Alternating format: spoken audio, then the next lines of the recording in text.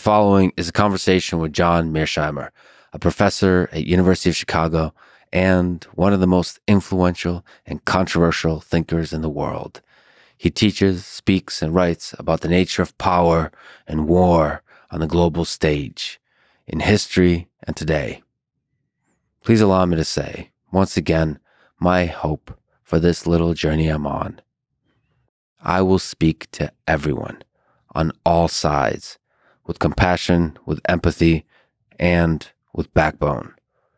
I will speak with Vladimir Putin and with Volodymyr Zelensky, with Russians and with Ukrainians, with Israelis and with Palestinians, with everyone.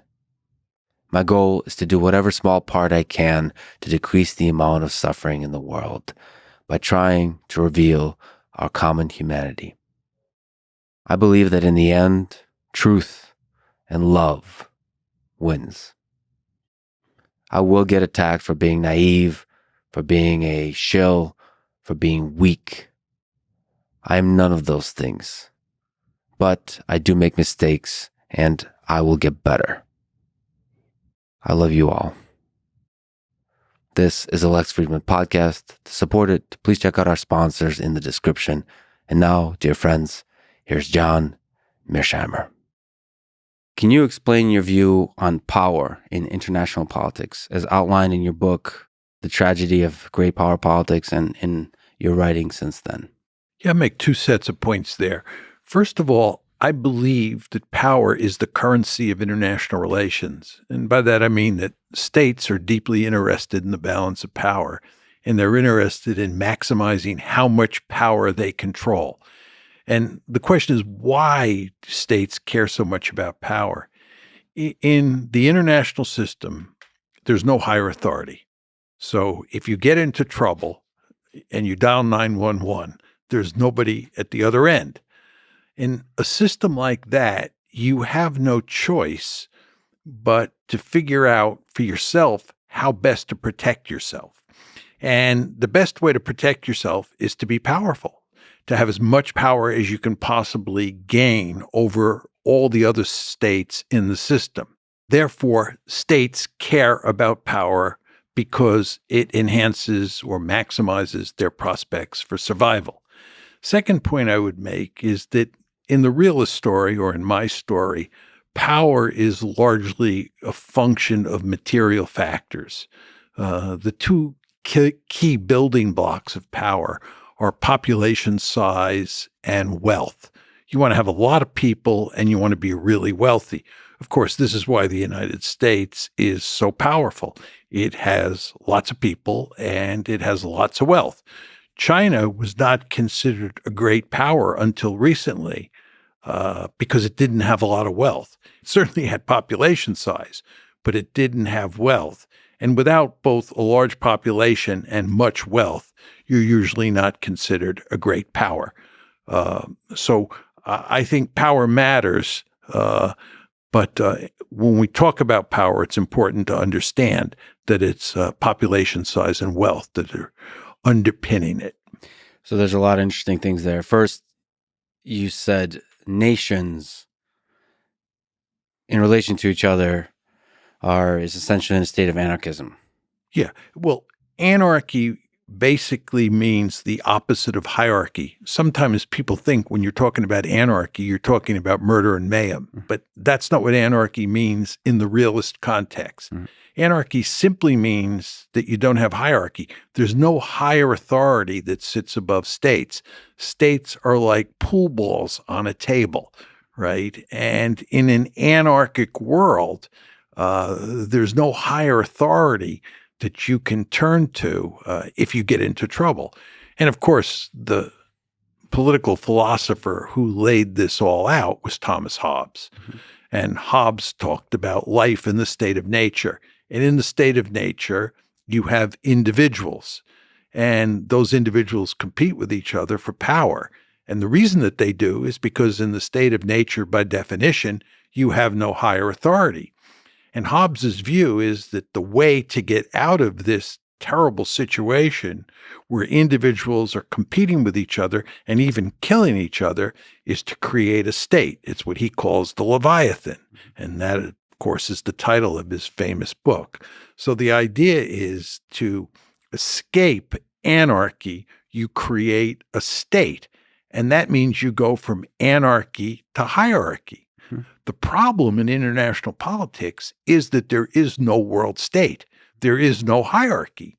And if you have no hierarchy and you're in an anarchic system, you have no choice but to try to maximize your relative power, to make sure you are, as we used to say when I was a kid on New York City playgrounds, the biggest and baddest dude on the block. Hmm. Not because you necessarily want to beat up on other kids or on other states, but because, again, that's the best way to survive. And as I like to point out to people, the best example of what happens when you're weak in international politics is what the Chinese call the century of national humiliation.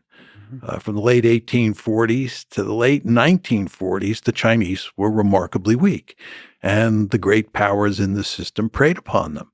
And that sends a very important message to not only the Chinese, but to other states in the system. Don't be weak. Be as powerful as you can. And we'll talk about it, but humiliation can lead to resentment, or resentment leads to something you've also studied, which is Nazi Germany in the 1930s. We'll talk about it. But staying to the psychology and philosophy picture, what's the connection between the will to power in the individual, as you mentioned, and the will to power in a nation? The will to power in an individual has a lot to do with individual psychology.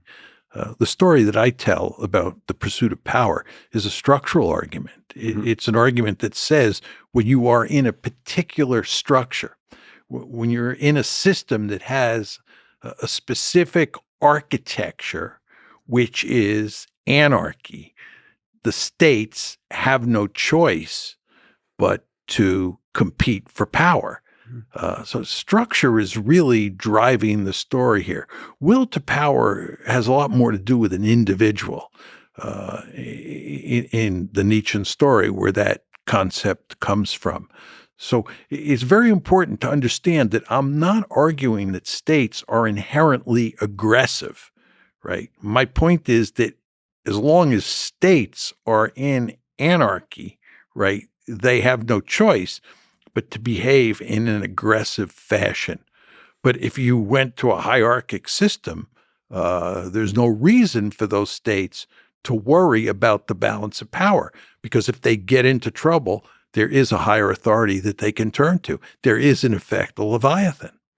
So what is the role of military might in this will to power on the national level? Well, military might's what ultimately matters. As I said to you before, the two building blocks of power are population size and wealth. You didn't mention military might. I did not. No, that's right. And it's good that you caught that, because if you have a large population and you're a wealthy country, what you do is you build a large military. And it's ultimately the size of your military that matters, because militaries fight wars. And if states are concerned about survival, which I argue is the principal goal of every state in the international system, for what I think are obvious reasons, then they're going to care about having a powerful military that can protect them if another state comes after them. Well, it's not obvious that a large nation with a lot of people and a lot of money should necessarily build a gigantic army and seek to attain superpower, like dominant sole superpower status through military might. But you're saying, as you see the world today, it has to be that way. Yeah, I'm arguing it is obvious. If you're a state in the international system, do you want to be weak? If you live next door to Nazi Germany or Imperial Germany or Napoleonic France or even the United States, the United States is a ruthless great power. You surely recognize that. And if you're dealing with the United States of America and you're Vladimir Putin, you want to make sure you're as powerful as possible so that the United States doesn't put its gun sights on you and come after you. Same thing is true with China. You want to be powerful in the international system. States understand that, and they go to great lengths to become powerful. Just take the United States of America. When it started in 1783, it was comprised of 13 measly colonies strung out along the Atlantic seaboard. Mm-hmm. Over time, the various leaders of the United States went to great lengths to turn that country into the dominant power in the Western Hemisphere. And then once that was achieved in 1900, we've gone to great lengths to make sure that there's no peer competitor in the system. We just want to make sure that we're number one. And my argument is that this is not peculiar to the United States. If I'm China, for example, today, I would want to dominate Asia the way the United States dominates the Western Hemisphere. They'd be fools not to. If I were Imperial Germany, I'd want to dominate all of Europe the way the United States dominates the Western Hemisphere. Why? Because if you dominate all of Europe, assuming you're Imperial Germany or Napoleonic France, then no other state in the area or in the region can threaten you because you're simply so powerful. And again, what I'm saying here is that the structure of the international system really matters. It's the fact that you're in this anarchic system where survival is your principal goal and where I can't know your intentions, right? You're another state. I can't know that at some point you might not come after me. You might. And if you're really powerful and I'm not, I'm in deep trouble. Yeah, so some of the ideas underlying what you've said, offensive realism, which I would love to talk to you about, sort of the history of realism versus liberalism. But some of the ideas you already mentioned, anarchy between states, everybody's trying to develop military capabilities, uncertainty, such an interesting concept. States cannot be sure that other states will not use military capabilities against them, which is that's of enormous importance. Really in the important story. And so interesting because you also say that this makes realists more cautious and more peaceful. The uncertainty, because of all the uncertainty involved here, it's better to approach international politics with caution. Which is really interesting to think about. Again, survival, most states are interested in survival. And the other interesting thing is you assume all the states are rational. Which most of the time. You call this framework offensive realism. Can you just give an overview of the history of the realism versus liberalism debate as worldviews? Well, I think for many centuries now, the big divide within the world of international relations theory is between realism and liberalism. These are time-honored bodies of theory. And before I tell you what I think the differences are between those two bodies of theory, it is important to emphasize that there are differences among realists and differences among liberals. So when you talk about me as an offensive realist, you should understand that there are also defensive realists out there, and there are a panoply of liberal theories as well. But basically, realists believe that power matters, that states compete for power, and that war is an instrument of statecraft. And liberals, on the other hand, have what I would say is a more idealistic view of the world. This is not to say that they're naive or foolish, but they believe there are aspects of international politics that lead to a less competitive and more peaceful world than most realists see.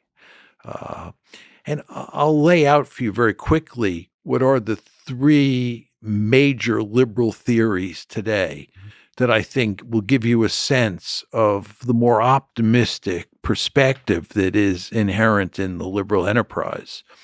The first and most important of the liberal theories is democratic peace theory. And this is a theory that says democracies do not fight against other democracies. So the more the world is populated with democracies, the less likely it is that we will have wars. And this basic argument is inherent in Francis Fukuyama's The End of History. He argues that democracy triumphed first over fascism in the 20th century. It then triumphed over communism. And that means that in the future, we're going to have more and more liberal democracies on the planet. And if you have more and more liberal democracies and those democracies don't fight each other, then you have a more peaceful world. That was his argument. It's a very liberal argument. A realist like me would say that it doesn't matter whether a state is a democracy or not. All states behave the same way because the structure of the system, getting back to our earlier discussion about international anarchy, the structure of the system leaves those states no choice, whether they're democracies or autocracies. And again, the liberal view, this first liberal theory, is that democracies don't fight other democracies, and therefore the more democracies you have, the more peaceful the world. Can I just sort of try to unpack that a little bit? So on the democratic peace theory, I guess would say that in democracies, leaders are elected, and the underlying assumption is most people want peace, and so they will elect peacemakers. So the more democracies you have, the more likely you have peace. And then the realist perspective, says that it doesn't matter if the majority of people want peace. The structure of international politics is such that superpowers want to become more super and powerful, and they do that through war. You can't make that argument that you're making about democracies, because if you're saying that democracies are inclined toward peace and that the electorate picks leaders who are inclined towards peace, then you have to show that democracies are in general more peaceful than non-democracies. And you can't support that argument. You can find lots of evidence to support the argument that democracies don't fight other democracies. So the argument I believe that you have to make if you're going to support democratic peace theory, the main argument you have to make is that liberal democracies have a healthy respect for each other, and they can assess each other's intentions. If you're a liberal democracy and I'm a liberal democracy, we know we have value systems that argue against aggression and argue for peaceful resolution of crises. And therefore, given these norms, we can trust each other. We can know each other's intentions. Remember, for realists like me, uncertainty about intentions really helps drive the train. Mm-hmm. But if you're talking about two democracies, right, the argument there is that they know each other's intentions. And for you, sure, maybe democracies reduce uncertainty a little bit, but not enough to stop the train. I think that's right. Yeah, that's right. So that's democratic peace theory. Yes. The second theory is economic interdependence theory. And that's the argument that in a globalized world like the one that we live in and have lived in for a long time, there's a great deal of economic interdependence. And if you and I are two countries, or if you and me are two countries and we're economically interdependent and we're both getting prosperous as a result of this economic intercourse, the last thing that we're going to do is start a war, either one of us, because who would kill the goose that lays the golden eggs? It's that kind of argument. So there you have an argument that economic interdependence leads to peace. And then the third liberal argument has to do with institutions, sometimes referred to as liberal institutionalism. And this is the argument that if you can get states into institutions where they become rule-abiding actors, they will obey the rules that dictate that war is not acceptable. So if you get them to accept the UN rules on when you can and cannot initiate a war, then you'll have a more peaceful world. So those are the liberal theories.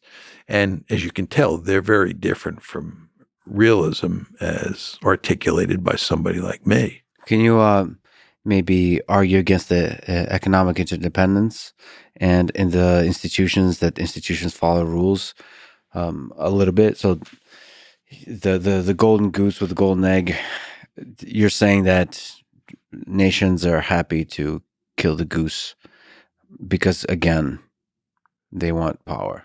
If they think it's necessary to kill the golden goose Yeah. because of security concerns, they will do it.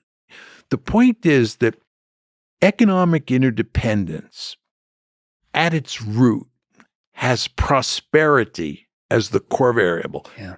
In the realist story, the core variable is survival, and survival always trumps prosperity. So if you go back to the period before World War I, we're in Europe, it's 1913 or early 1914. What you see is that you have an intense security competition between all of the great powers.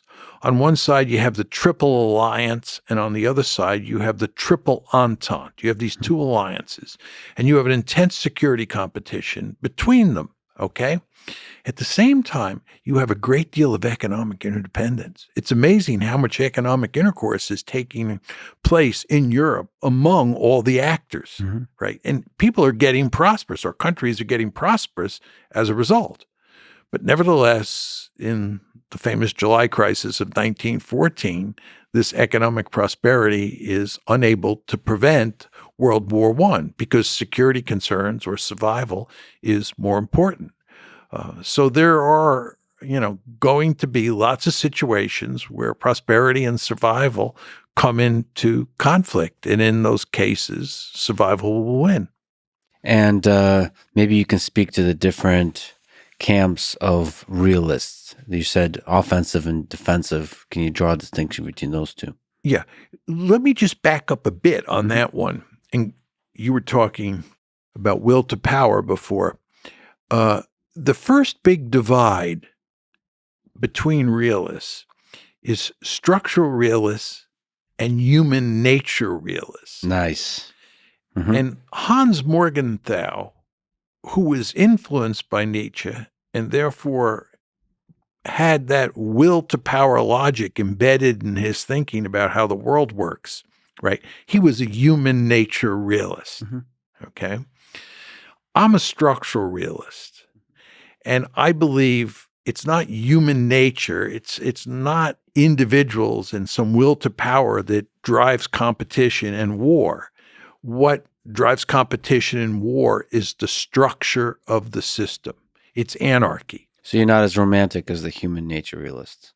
Yeah, there's just a world of difference between the two. Sure. It's just important to understand that. So within that, from the structural, there's a subdivision also of offensive and defensive. Yes, inside the structural realist world, right? And you have a handful of realists who believe that the structure of the system fosters competition, for sure, security competition, but it really rules out great power war almost all the time. So it makes sense to care about the balance of power, but to focus on maintaining how much power you have. That's the defensive realism, maintaining how much power you have, not trying to gain more power.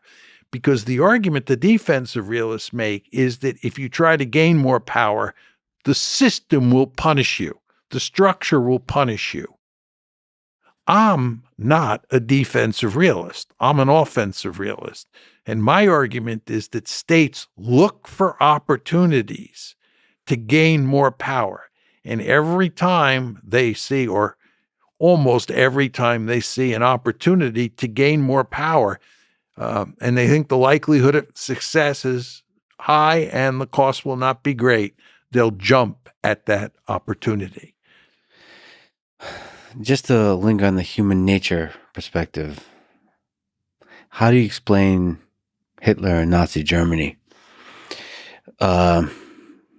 Just one of the more recent aggressive expansions through military might. How do you explain that in the framework of offensive realism? Well, I think that Nazi Germany was driven in large part by structural considerations. And I think if you look at Imperial Germany, which was largely responsible for starting World War I, and of course, Nazi Germany is largely responsible for starting World War II, what that tells you is you didn't need Adolf Hitler to start World War I. Yeah. Right. And I believe that there is a good chance you would have had World War II in the absence of Hitler. Right. I believe that Germany was very powerful. It was deeply worried about the balance of power in Europe, and it had strong incentives to behave aggressively in the late 1930s, early 1940s. So I believe that structure mattered. However, I want to qualify that in the case of Adolf Hitler, because I do think he had what you would call a will to power. I've never used that word to describe him before, but it's consistent with my point that I often make, that there are two leaders, or there have been two leaders in modern history who are congenital aggressors. And one was Napoleon and the other was Hitler. Now, if you want to call that a will to power, you can do that. I'm more comfortable referring to Hitler as a congenital aggressor and referring to Napoleon as a congenital aggressor, although there were important differences between the two, because Hitler was probably the most murderous leader in recorded history, and Napoleon was not in that category at all. But both of them were driven by what you would call a will to power, and that has to be married to the structural argument in Hitler's case and also in Napoleon's case. Is there some degree on the human psychology side that resentment, because of what happened after World War I, led to Hitler wielding so much power, and then Hitler starting World War II? So this is the human side. Perhaps the reason I asked that question is also because you mentioned the century of humiliation on the China side.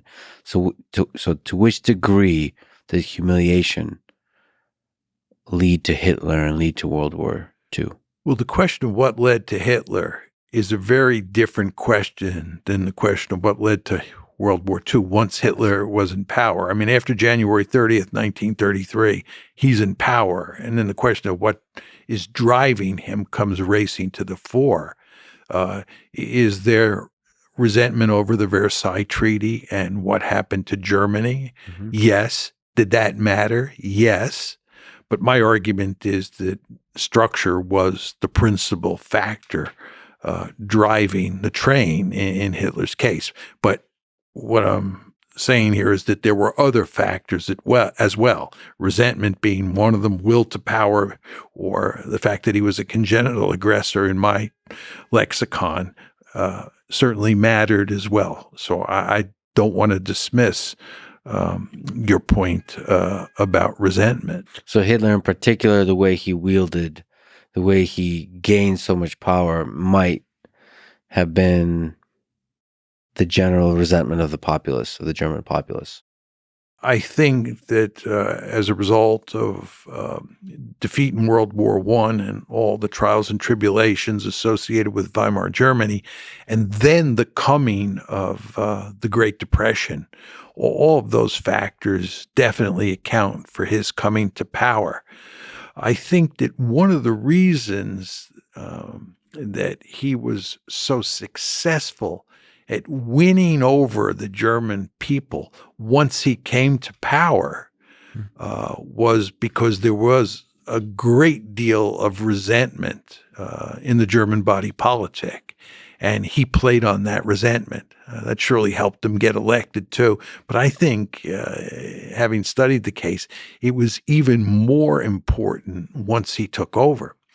I also believe that one of the principal reasons that he was so popular, and he was wildly popular inside Nazi Germany, is because he was the only leader of an industrialized country who pulled his country out of the Depression. And that really mattered. and it made him very effective.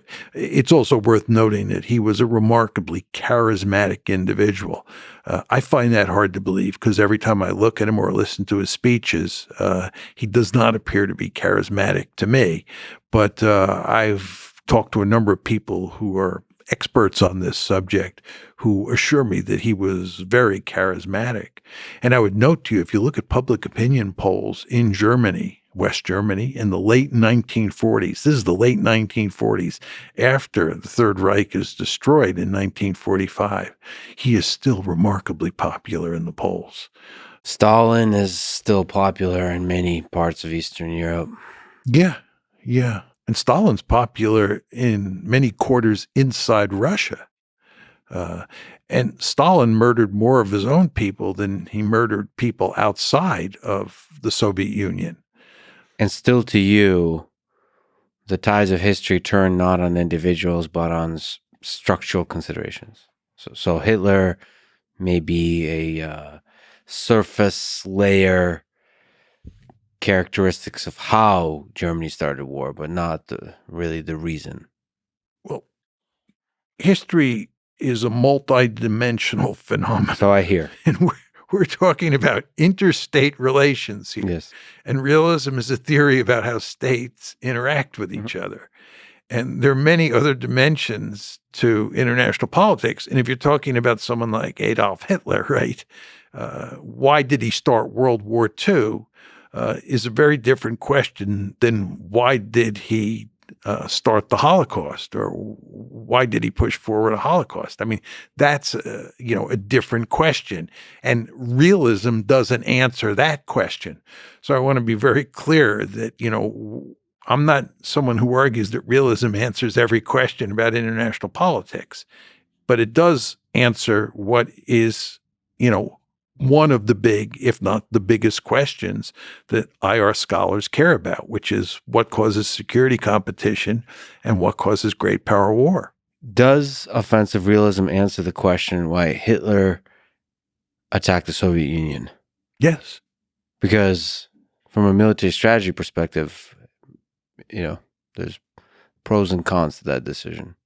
Pros and cons to every decision. The question is, did he think that he could win a quick and decisive victory?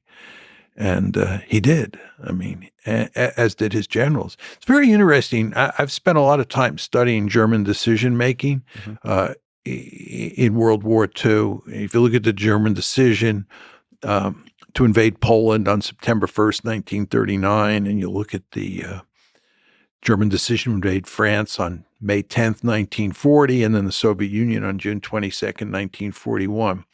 What you see is there was actually quite a bit of resistance to Hitler in 1938 at the time of Czechoslovakia, Munich. And there was also quite a bit of resistance in September 1939. Internally, or you mean? Internally, for sure. Yeah. People had doubts. They didn't think the Wehrmacht was ready. And given the fact that World War I had just ended about 20 years before, the thought of starting another European war was not especially attractive to lots of German policymakers, including military leaders. And then came France, 1940.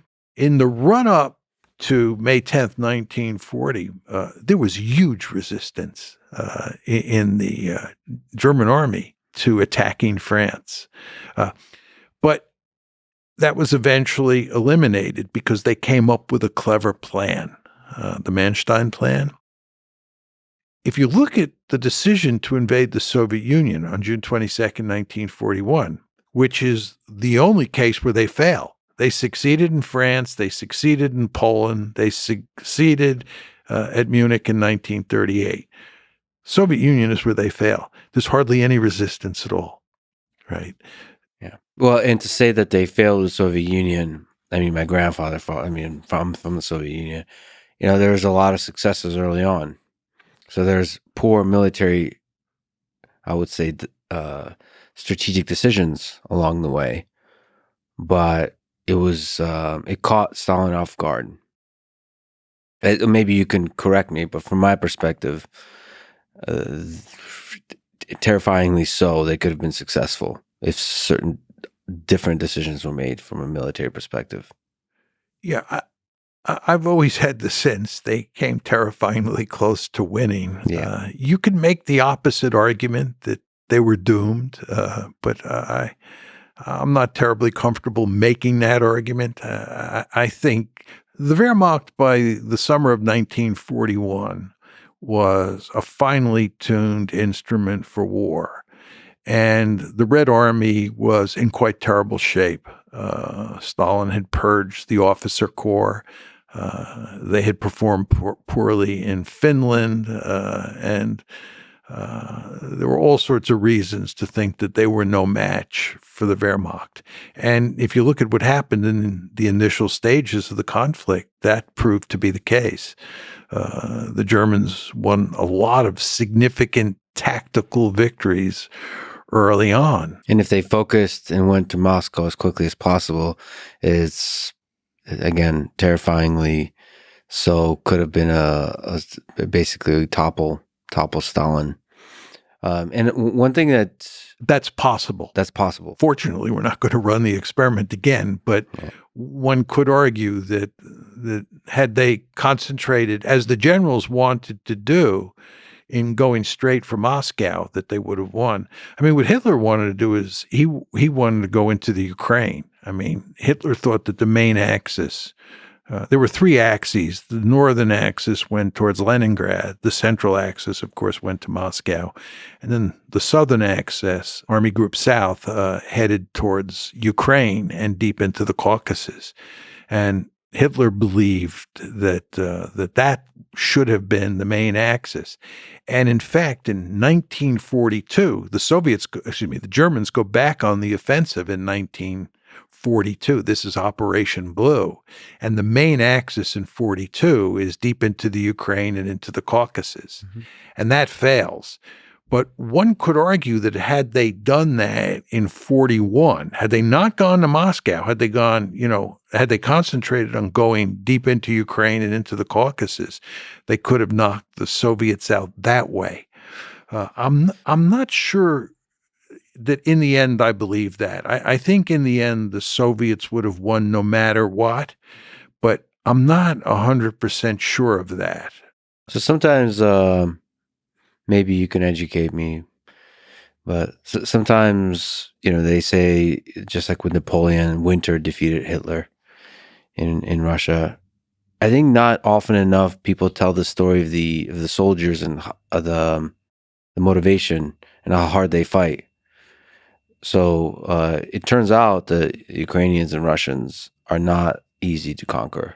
They're the kinds of people that don't roll over and fight bravely. There seems to be a difference in certain peoples in how they see war, how they approach war, how proud they are to fight for their country, to die for their country, these kinds of things. So I think Battle of Stalingrad tells, at least to me, a story of extremely brave fighting on the Soviet side. And it's a component of war too. It's not just structural. It's not just military strategy. It's also the humans involved. But maybe that's a romantic notion of war. No, I think there's a great deal of truth in that. But let's just unpack it a bit in the case of the Soviet Union in World War II. The counter argument to that is that in World War I, the Russian army disintegrated.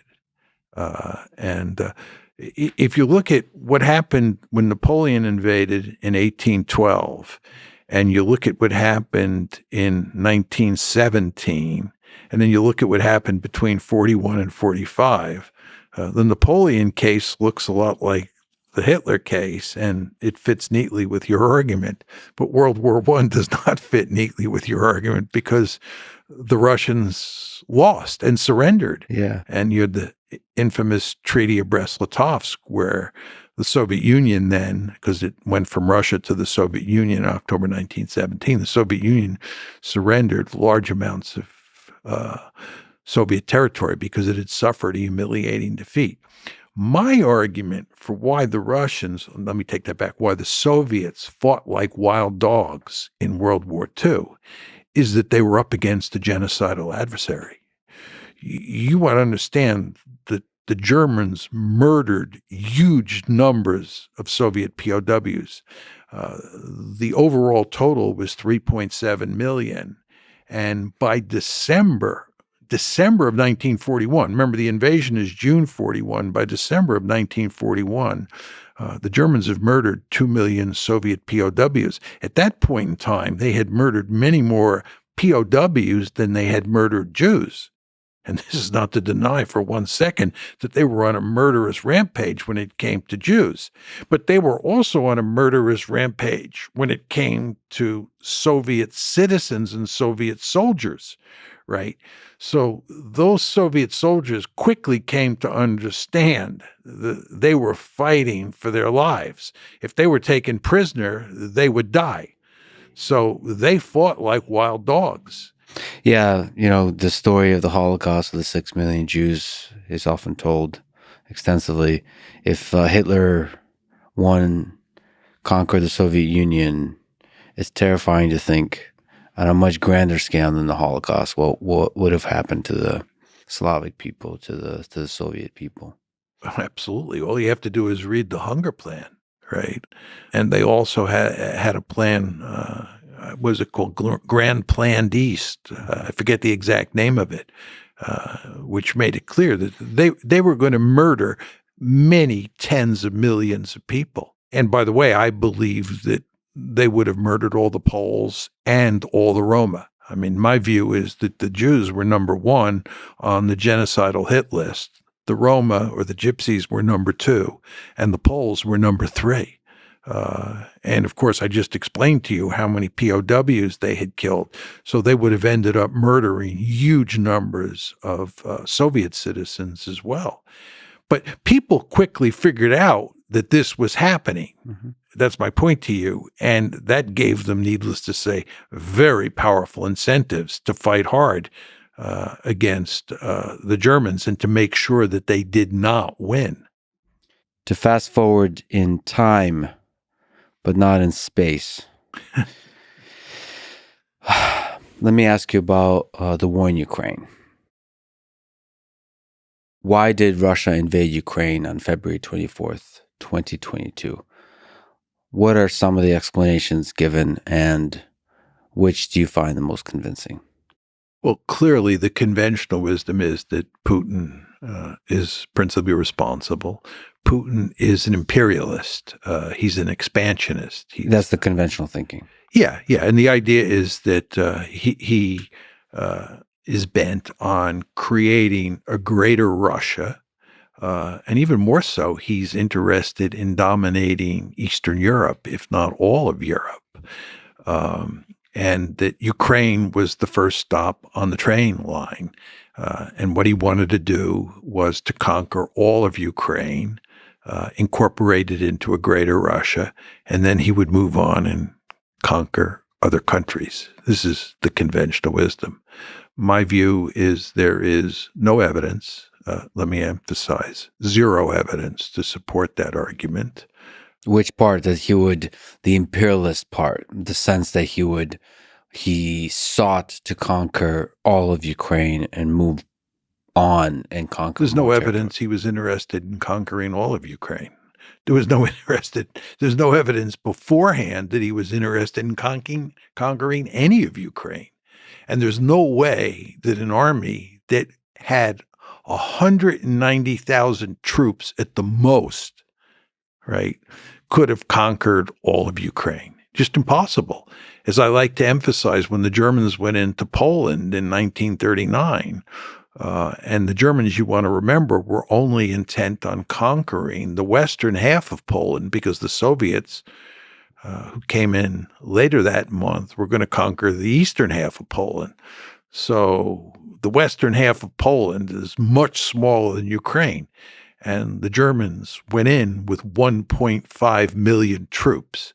If Vladimir Putin were bent on conquering all of Ukraine, he would have needed at least 2 million troops. I would argue he'd need 3 million troops, because not only do you need to conquer the country, you then have to occupy it.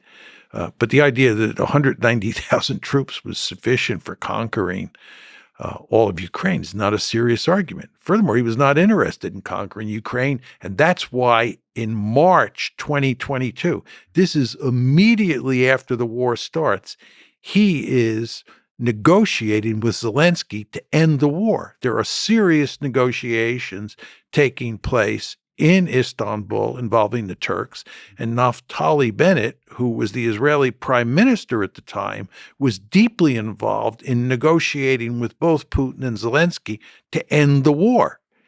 Well, if he was interested, Putin, in conquering all of Ukraine, why in God's name would he be negotiating with Zelensky to end the war?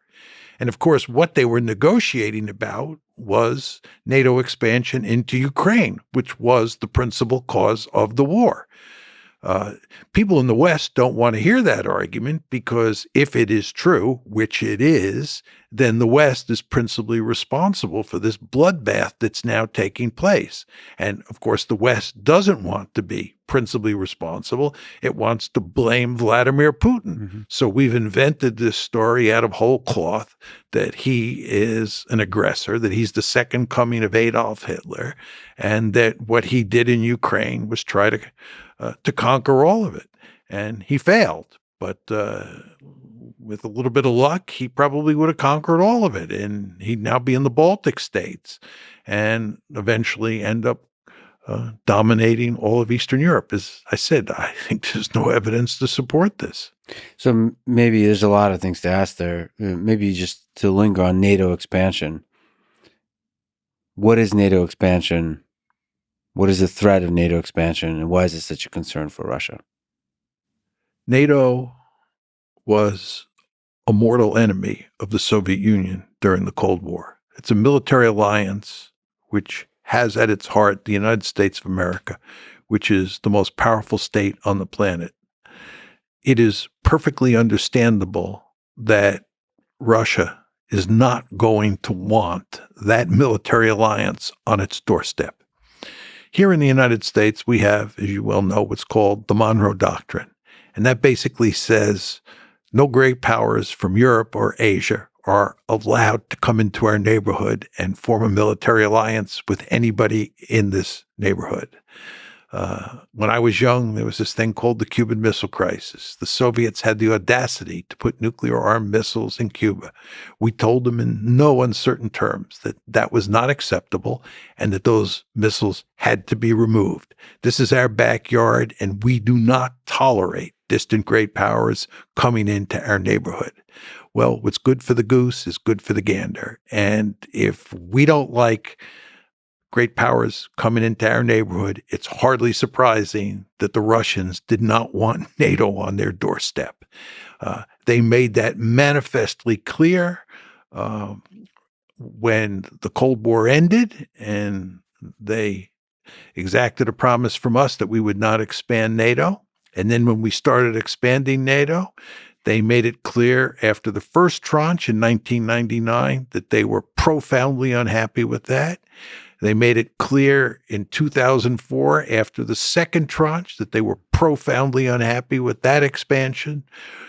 And then in April 2008, when NATO announced that Ukraine and Georgia would become part of NATO, they made it unequivocally clear, not just Putin, that that was not going to happen. They were drawing a red line in the sand. And it is no accident that in August 2008, remember, the Bucharest summit is April 2008, and August 2008, you had a war between Georgia and Russia, and that involved at its core NATO expansion. So the Americans and their allies should have understood by at least August 2008 that continuing to push to bring Ukraine into NATO was going to lead to disaster. And I would note that there were all sorts of people in the 1990s, like George Kennan, William Perry, who was Bill Clinton's Secretary of Defense, the chairman of the Joint Chiefs of Staff, Paul Nitze, and so forth and so on, who argued that NATO expansion would end up producing a disaster, which it has. I would note that at the famous April 2008 Bucharest summit, where NATO said that Ukraine would be brought into the alliance. Angela Merkel and Nicolas Sarkozy, the German and French leaders respectively, opposed that decision. Angela Merkel later said that the reason she opposed it was because she understood that Putin would interpret it as a declaration of war. Just think about that. Merkel is telling you that she opposed NATO expansion into Ukraine because she understood correctly that Putin would see it as a declaration of war. What did the United States and its friends in Europe do? They continued to push and push because we thought that we could push NATO expansion down their throat after 2008, the same way we did in 1999 and 2004. But we were wrong, and it all blew up in our face in 2014. And when it blew up in our face in 2014, what did we do? Did we back off and say, well, maybe the Russians have some legitimate security interests? No, that's not the way we operate. We continued to double down. And the end result is that in 2022, you got a war. And as I've argued for a long time now, we, the West, are principally responsible for that, not Vladimir Putin. So the expansion of NATO is primarily responsible. Yeah, to put it in more general terms, what we were trying to do was turn Ukraine into a Western bulwark on Russia's border. And it really wasn't NATO expansion alone. NATO expansion was the most important element of our strategy, but the strategy had two other dimensions. One was EU expansion, and the third was the color revolution. We were trying to foster orange revolution in Ukraine, and the basic goal there was to turn Ukraine into a pro-Western liberal democracy. And that meant that you'd have Ukraine, if it worked, as a pro-Western liberal democracy that was in the EU and that was in NATO. This was our goal. And the Russians made it unequivocally clear Ukraine was not going to become a Western bulwark on their border. And most importantly, they made it clear that Ukraine in NATO was unacceptable. Can we talk about the mind of Vladimir Putin? You've mentioned that this idea that he has aspirations for imperialist conquest, that he dreams of empire, is not grounded in reality. He wrote an essay in 2021 about one people. Do you think there is some degree to which he still dreams of the former Soviet Union reuniting? No. He's made it clear that anybody with a triple-digit IQ understands that it's nuts to think about recreating the Soviet Union.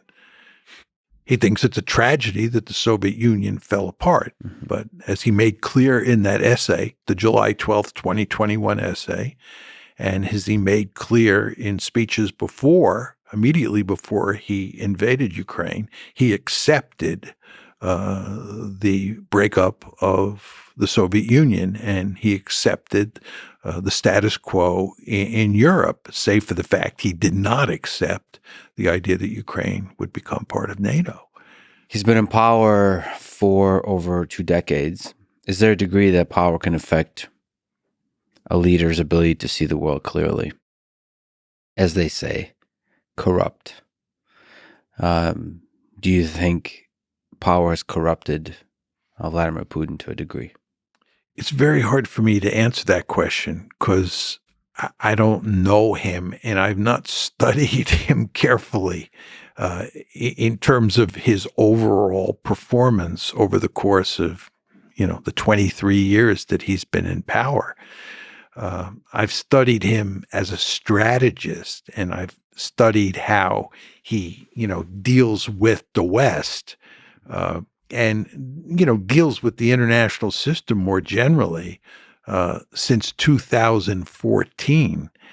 And I think he is a first-class strategist. This is not to say he doesn't make mistakes, and he admits he's made some mistakes. But I think that the West is dealing with a formidable adversary here. And I don't see any evidence that he's either lost speed off his fastball or that power has corrupted his thinking about strategic affairs. So he has consistently put as a primary concern security, as does the United States. He's put for Russia security, making sure that NATO doesn't get close to its borders. I think that's clear. Yeah. I think, as I emphasized early on in our conversation, that leaders privilege security or survival over everything else. And by the way, he gave a number of talks and press conferences in addition to writing that famous article that you referred to on July 12th, 2021. So we have, a pretty clear record of what he was saying, and I would argue what he was thinking in the run-up to the war in February 2022. And if you read what he said, it's quite clear that he privileged security or survival. He was deeply concerned about the security of Russia. And Russia is a quite vulnerable state in a lot of ways, especially if you think back to what it looked like in the 1990s, as you know better than I do. It was in terrible shape. The Chinese talk about the century of national humiliation. One could argue that for the Russians, that was the decade of national humiliation. And it took Putin, I think, quite a bit of time to bring the Russians back from the dead. I think he eventually succeeded, but it took a considerable amount of time. And I think he understood that he was not playing a particularly strong hand. He was playing something of a weak hand. And he had to be very careful, very cautious. And I think he was. And I think that's very different than the United States. The United States was the unipole. It was the most powerful state in the history of the world, most powerful state relative to all its possible competitors from, roughly 1989, certainly after December 1991 when the Soviet Union fell apart, up until, I would argue, about 2017. We were incredibly powerful. And even after 2017, up to today, the United States remains the most powerful state in the system. And because of our geographical location, we are in a terrific situation to survive in any great power competition. So you have a situation involving the United States that's different than the situation involving Russia. They're just much more vulnerable than we are. And therefore, I think Putin tends to be more sensitive about security than any American president in recent times. Europe on one side, China on the other side. It's a complicated situation. Yeah, and we talked before about 1812 when Napoleon invaded and Moscow got burned to the ground. Mm-hmm. We talked about World War I, where the Russians were actually defeated and surrendered.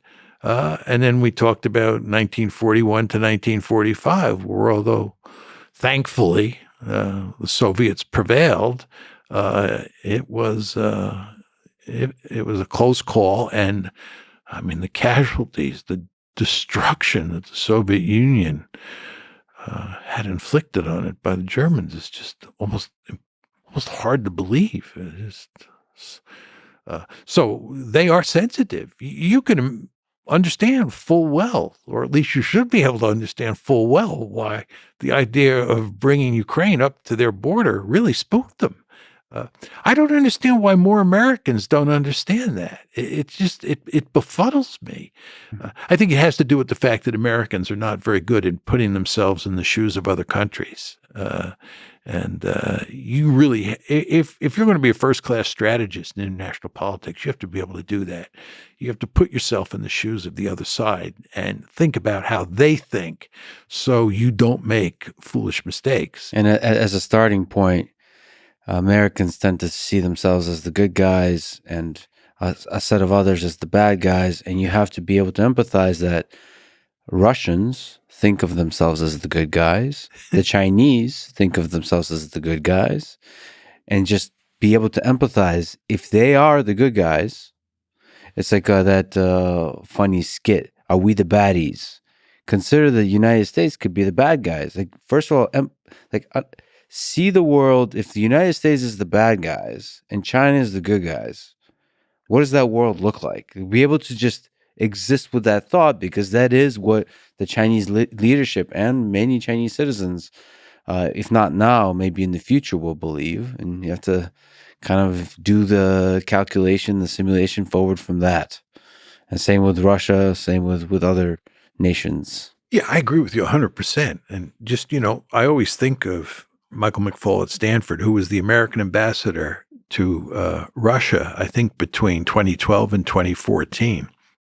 And he told me that he told Putin that Putin didn't have to worry about NATO expansion because the United States was a benign hegemon. And I asked Mike what Putin's response was to that. And Mike said that Putin didn't believe it. But Mike believed that he should believe it, and that we could move NATO eastward to include Ukraine, and in the end, we'd get away with it because we are a benign hegemon. But the fact is, that's not what Putin saw. Putin saw us as a malign hegemon. And what Mike thinks or any American thinks doesn't matter. What matters is what Putin thinks. But also, the drums of war have been beating for some reason. NATO expansion has been threatened for some reason. So you've talked about NATO expansion being dead. So it doesn't make sense from a geopolitical perspective on the Europe side to expand NATO. But nevertheless, that threat has been echoed. So why has NATO expansion been pushed from your perspective? There are two reasons. One is, first of all, we thought it was a wonderful thing to bring more and more countries into NATO. We thought that it facilitated peace and prosperity. It was ultimately all for the good. Mm-hmm. And we also thought that countries like Ukraine had a right to join NATO. Mm-hmm. These are sovereign countries that can decide for themselves, and the Russians have no say in what Ukraine wants to do. And then finally, and this is a point I emphasized before, we were very powerful and we thought we could shove it down their throat. So it's a combination of those factors that led us to pursue what I think was ultimately a foolish policy. We've talked about how wars get started.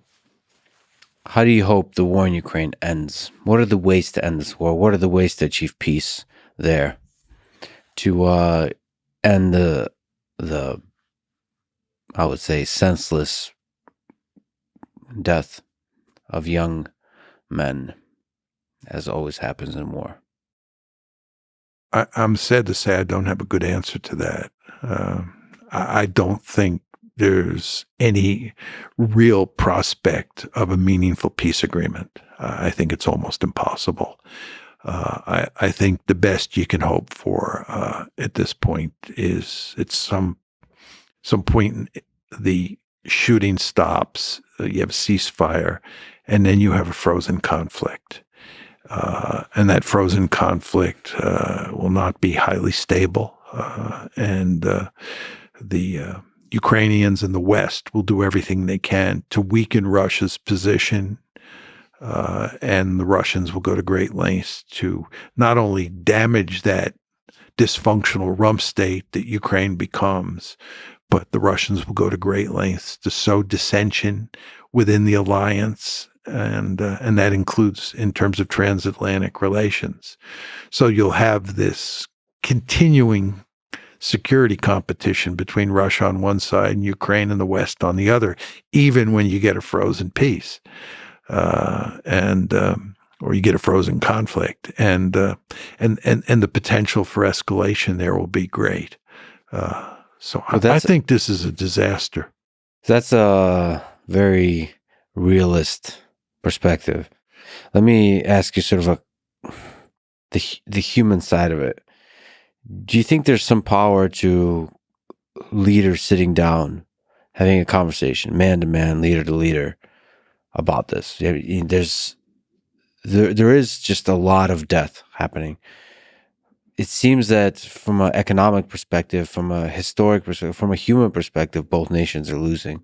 Is it possible for Vladimir Zelensky and Vladimir Putin to sit down and talk and to figure out a way where the security concerns are addressed and both nations can minimize the amount of suffering that's happening and create a path towards future flourishing?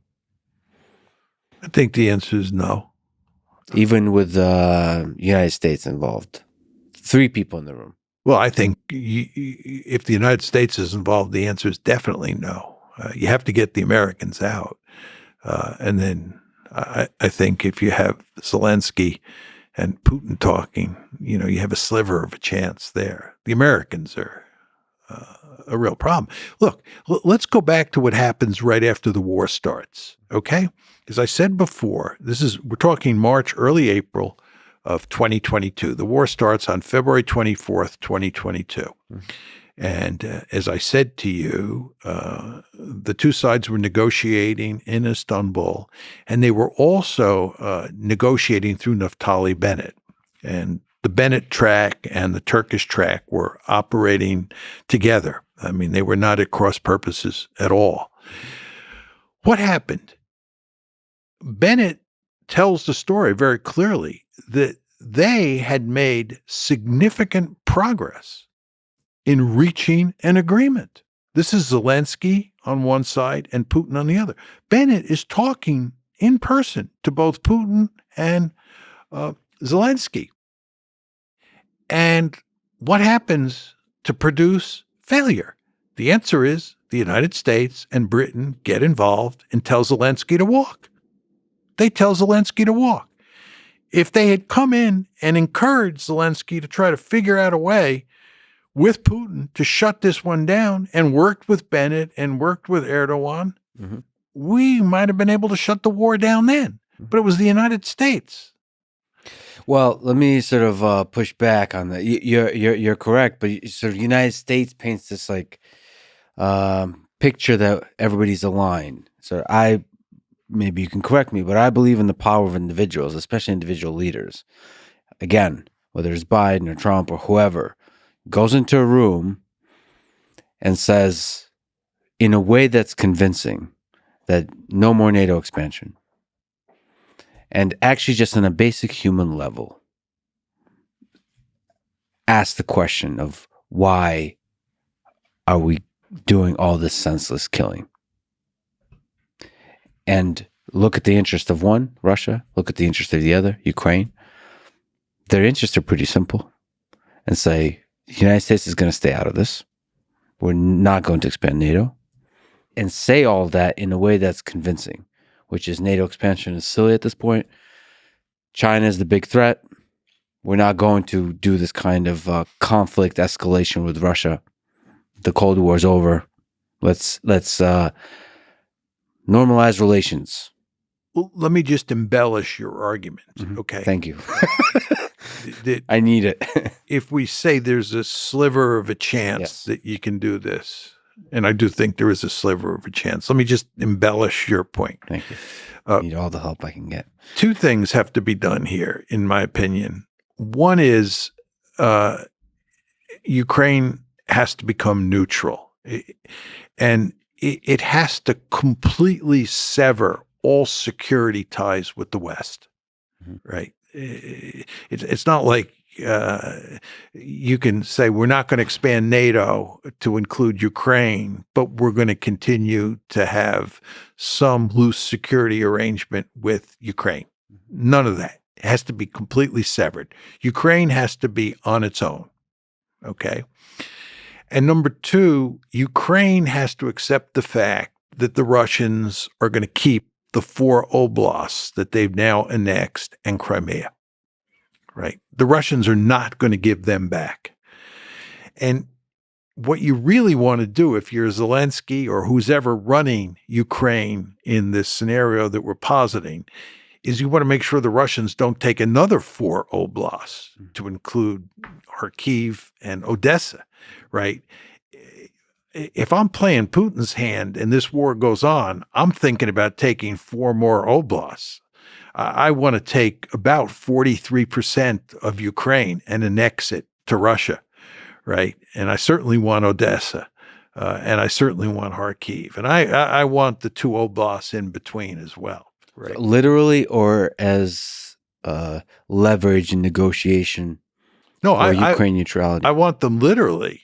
I want to conquer them literally.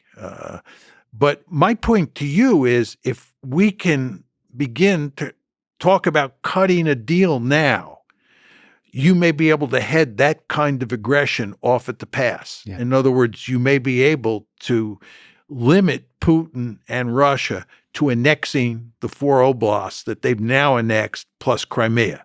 That's the best I think you can hope for. But the point is, you have to get the Ukrainians to accept that. You have to get the Ukrainians to accept becoming a truly neutral state and conceding that the Russians keep a big chunk of territory. It's about 23% of Ukrainian territory that they've annexed. And I find it hard to imagine any Ukrainian leader agreeing to that. Well, there could be more nuanced things, like no military involvement between the United States and Ukraine, but economic involvement, sort of financial support, sort of normalizing economic relationships with Ukraine, with Russia. I think you could probably get away with that. I think that the tricky question there that you would have to answer is, what about EU expansion, right? And I think EU expansion is probably a no-no for the Russians, because most people don't recognize this, but there is a military dimension built into EU expansion. Mm-hmm. It's not purely an economic alliance or relationship or institution, whatever word you want to use. There's a military dimension to that. And in the run-up to the war, actually in the run-up to the 2014 crisis when it first broke out, the Russians made it clear they saw EU expansion as a stalking horse for NATO expansion.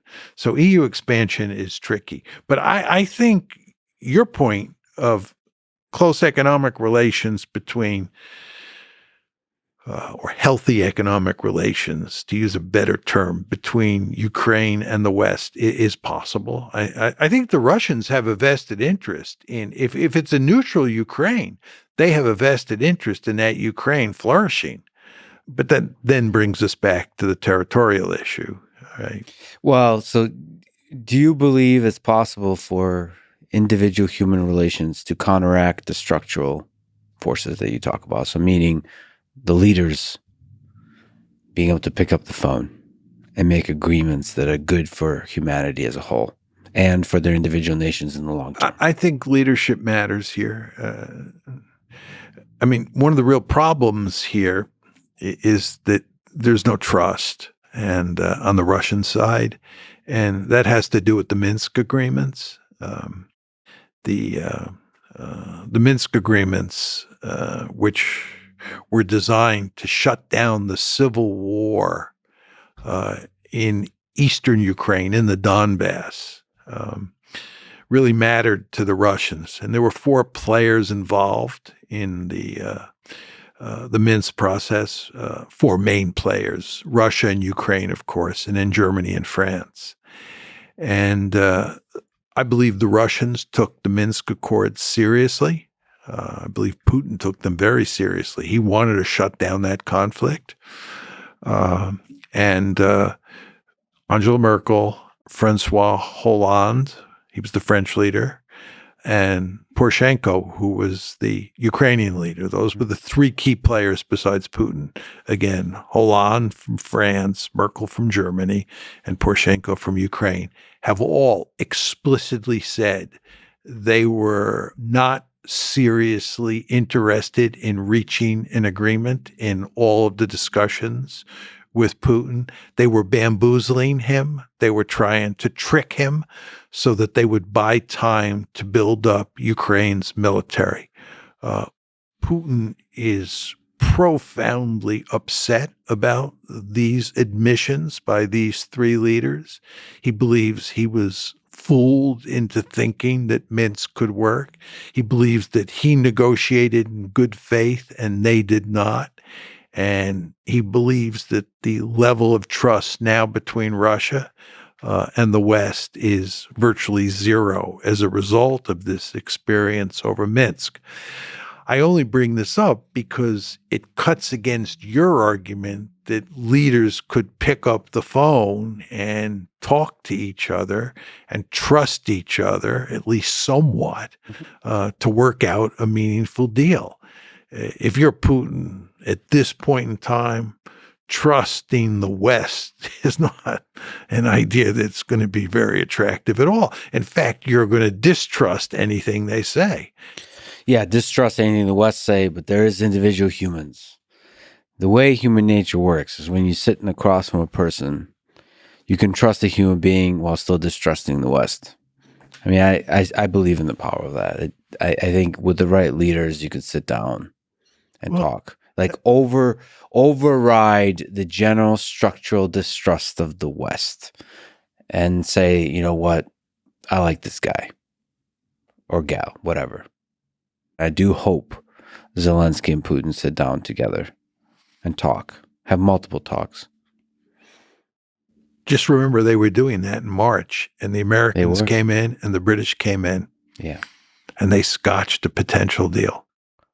Well, the other beautiful thing about human nature, there's forgiveness and there's trying again. When you're the leader of a country in an anarchic system, you have to be very careful not to let your trust in a foreign leader take you too far. Because if that foreign leader betrays you or betrays your trust and stabs you in the back, you could die.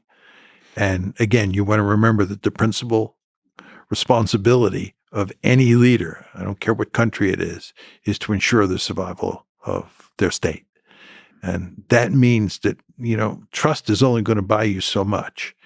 And when you've already betrayed the trust of a leader, you really are not going to be able to rely on trust very much to help you moving forward.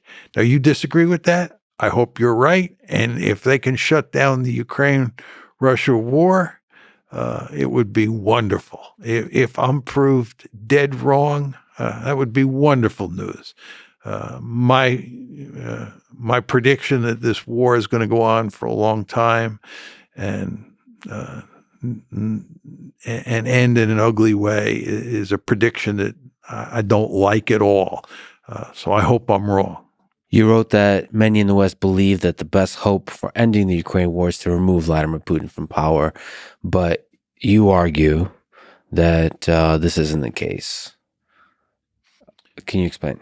Well, a lot of people thought when they were having all that trouble, the Russians were having all that trouble with Prigozhin and the Wagner group, that Putin was vulnerable and was likely to be overthrown. And what would happen is a peace-loving leader would replace Putin. I made 2 points at the time, and I would make those same 2 points now. Number one, he's not likely to be overthrown. He was not likely then to be overthrown. And I think, as long as his health holds up, I think he will remain in power. My second point is, if he doesn't remain in power and he's replaced, I would bet a lot of money that his replacement will be more hawkish and more hardline than Putin is. I actually think one could argue that Putin was too trusting of the West before the war started. And number two, I think one could argue that he has not waged the war against Ukraine as vigorously as one might have expected. He was slow to mobilize the nation for war, and he has pursued a limited war in all sorts of ways. The Israelis, for example, have killed more civilians in Gaza in 1 month than the Russians have killed over 18 months in Ukraine. The idea that Vladimir Putin is waging a punishment campaign and killing on purpose large numbers of civilians is simply not true. All of this is to say that I would imagine that if Putin leaves office and someone else comes in to replace him, that someone else will be at least, if not more hardline than him in terms of waging the war, and certainly will not trust the West any more than he has. By way of advice, let me ask you, if I were to have a conversation, interview Vladimir Putin and Zelensky individually, what should I ask them? If you, me, and Vladimir Putin are having a chat, what are good ideas to explore? What are good questions to ask? What are good things to say on or off the mic, once again, that could potentially even slightly lessen the amount of suffering in the world caused by this war? Oh, I think if you get an interview with Vladimir Putin, there's just all sorts of questions you could ask him. And my sense is that Putin is a straight shooter. He's also very knowledgeable about history, and he has simple theories in his head about how the world works. And I think he would level with you, and all you would have to do is just, figure out what all the right questions are. And that would not be hard to do, right? You could ask him, why was he so foolish? This is for example, why was he so foolish as to trust Poroshenko, Hollande, and Merkel in the Minsk Accords? Why, after his famous talk at Munich in 2007, where he made it clear that he was so unhappy with the West, did he continue to, in a very important way, trust the West? Why didn't he mobilize the Russian military before late September 2022? Once the negotiations that we were talking about before involving Istanbul and Naftali Bennett, once they broke down, why didn't he immediately mobilize more of the Russian population to fight the war? Just all sorts of questions like that. And then you could ask him questions about, where he sees this one headed. What's the best strategy for Russia if the Ukrainians will not agree to neutrality, right? People like John Mearsheimer say you'll probably take close to half of Ukraine. Is that true? Does it make sense to take Odessa? And John Mearsheimer also has questions about China, your future relationships with China. Yeah. I mean, one really important question that I would ask him is if the United States had basically not driven you into the arms of the Chinese, if there had been no war over Ukraine, and the United States had, and its European allies had gone to considerable lengths to create some sort of security architecture in Europe that resulted in you, Vladimir Putin, having good relations with Ukraine, what would your relations with China be? How would you think about that? So there are just plenty of questions you could ask him. Well, hope burns eternal in my heart. I think probably in Putin's heart and Zelensky's heart, I hope. Because hope is the leap of trust that we've talked about, I think is necessary for de-escalation and for peace. Well, you realize I have, from the beginning, argued for different policies that were all designed to prevent this war from ever happening. Yes. I don't know if you know this, but in 1993, I argued that Ukraine should keep its nuclear weapons. Mm-hmm. I was probably the only person in the West who made that argument. And my argument in 1993, this is in foreign affairs, was that there may come the day when Russia thinks about invading Ukraine. And should that day come, it would be very helpful for preventing war if Ukraine had nuclear weapons. So military might is essential for maintaining a balance of power and peace. Well, if you're interested in deterring an adversary, if I'm worried about you coming after me, the best way to deter you is to have military might. And if you're Russia and I'm Ukraine, I'm far weaker than you, Yeah. right? And having a nuclear deterrent would be very effective at convincing you not to attack me. Because if you attack me, you're threatening my survival. And that's the one circumstance where it is likely that I would use nuclear weapons to defend myself. And given the consequences of nuclear use, you would be reluctant in the extreme to attack me. So that's why I argued in 93 that if Ukraine kept its nuclear weapons, that made war down the road much less likely. And I believe I was correct. And in fact, Bill Clinton, who played the key role in forcing Ukraine to give up its nuclear weapons, now says, he has said it publicly, you can find it on YouTube, that he made a mistake doing that. Furthermore, I argued in 2014 that it made eminently good sense not to continue to push to bring Ukraine into NATO, because the end result is that Ukraine would be destroyed, and Ukraine is being destroyed. So I was deeply interested at the time in making sure that that didn't happen for the good of the Ukrainians, not to mention because stability in Europe is a net positive for almost everybody involved. But people did not listen to me then either. How do nuclear weapons change the calculus of offensive realism because of mutually assured destruction? I mean, it's not just military might. It's just so destructive that you basically can't use nuclear weapons unless you want complete destruction. There's no question that the presence of nuclear weapons makes it much less likely, I'm choosing my words carefully here, much less likely that a great power would aggress against another great power. It doesn't take that possibility off the table, but it makes it much less likely because of the reasons that you articulated. But with regard to nuclear use,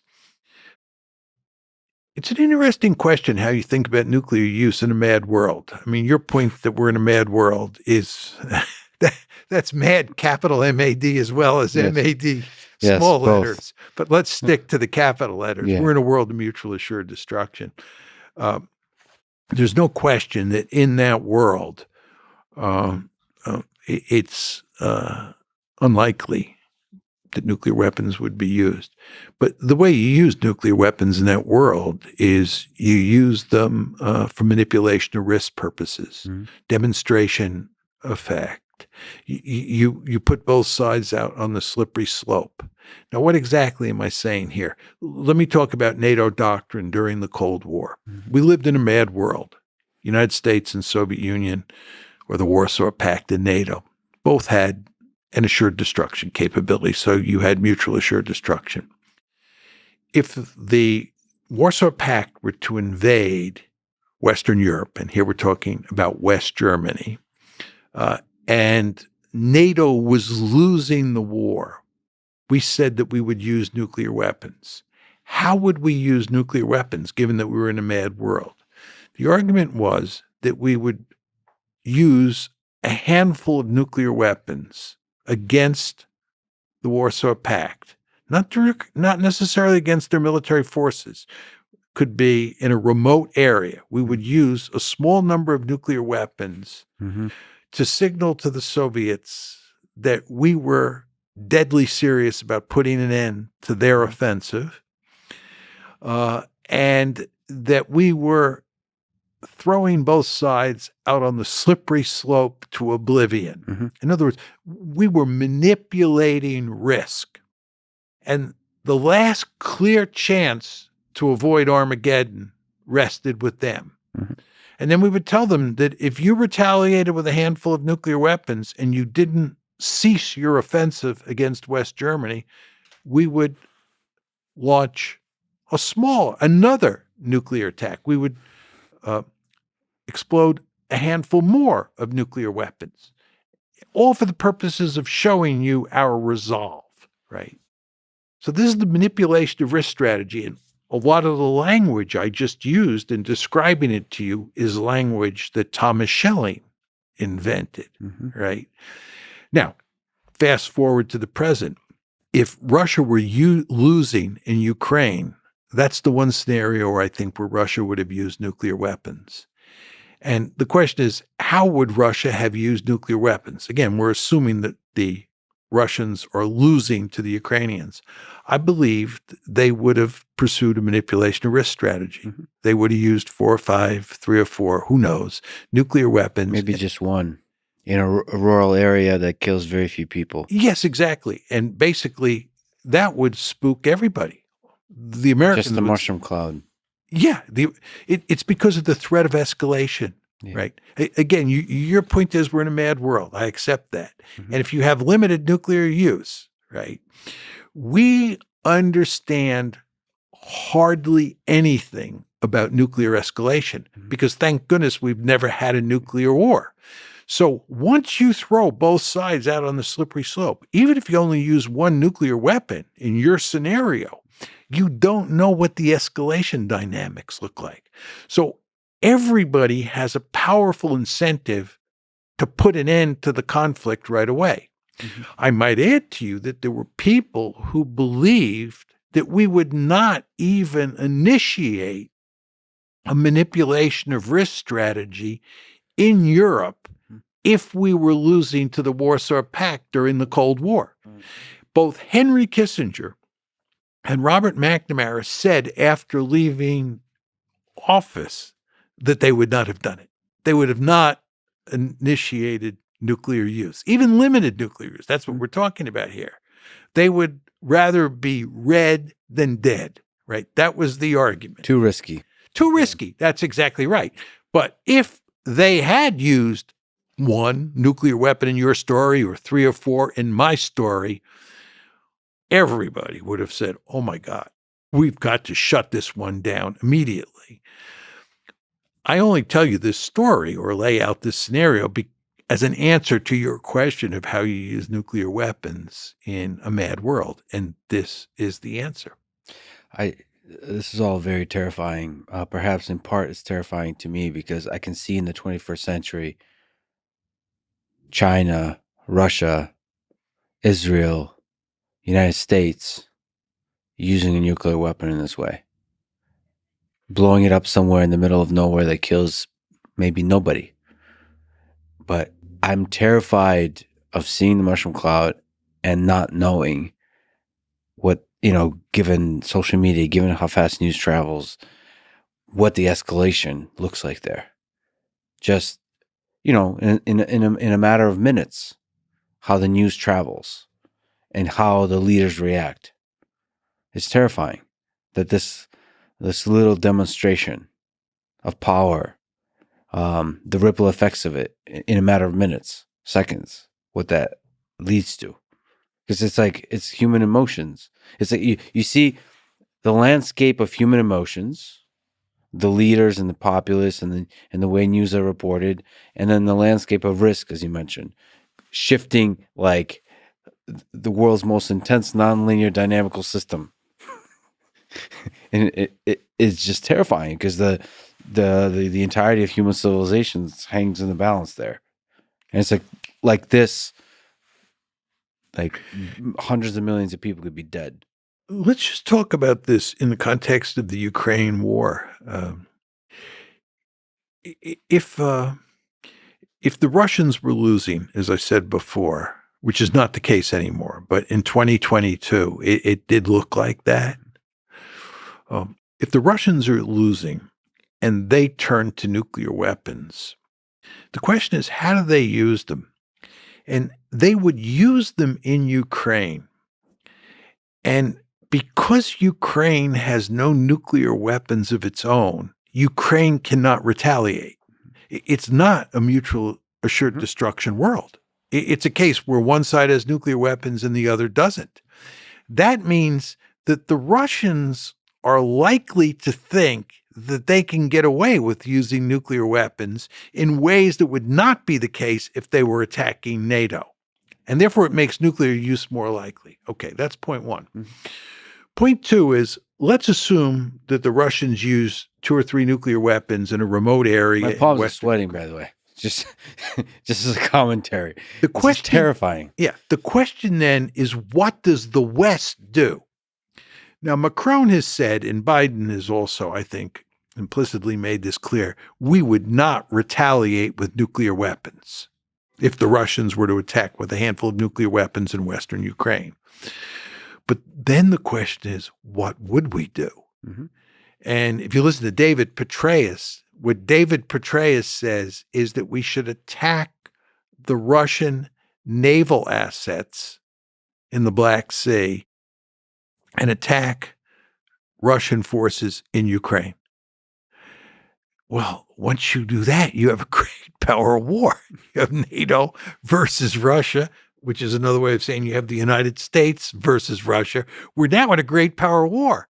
They have nuclear weapons. We have nuclear weapons. They've used nuclear weapons. What is the happy ending here? And just to take it a step further and go back to our earlier discussion about moving NATO up to Russia's borders, the point I made, which you surely agree with, is that the Russians are very fearful when they see NATO coming up to their border. Well, here's a case where not only has NATO come up to their border, but they're in a war with NATO right on their border. What do the escalation dynamics look like there? You know what the answer is? Who knows?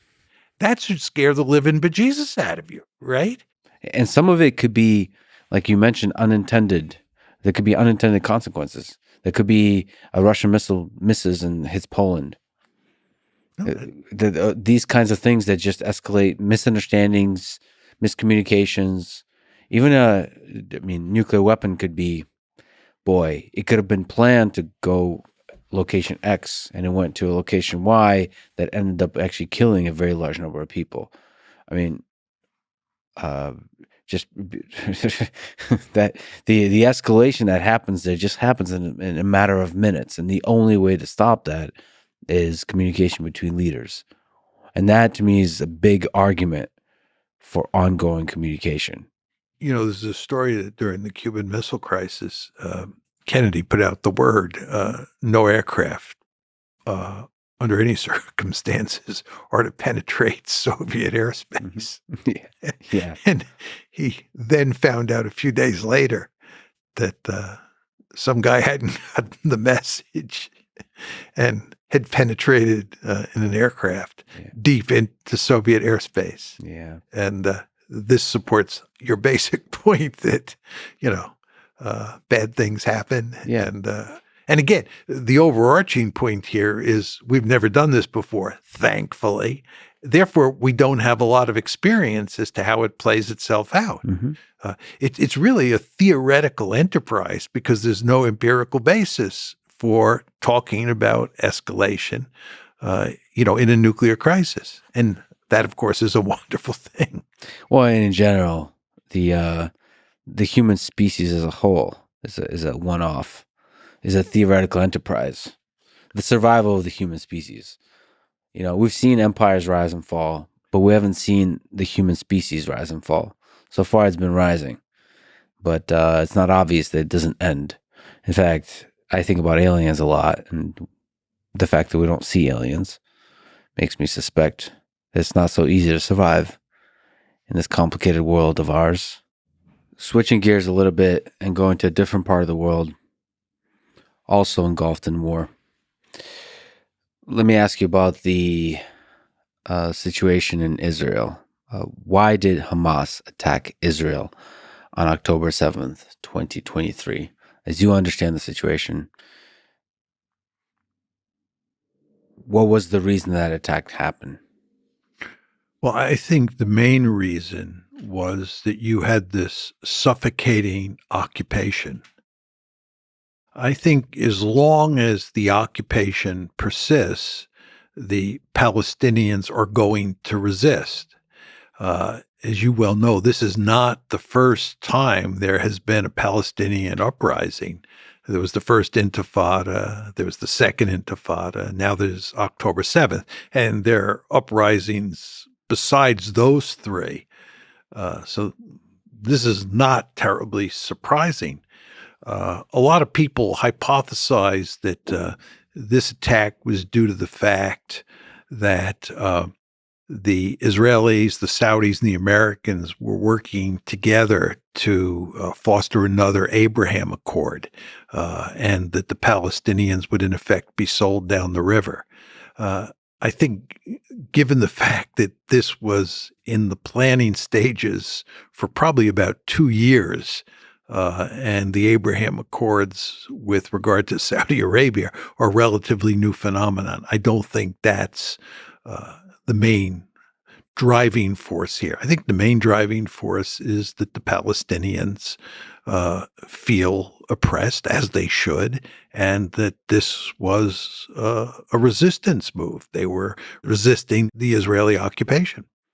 So that resistance, the attack involved killing a large number of Israeli civilians.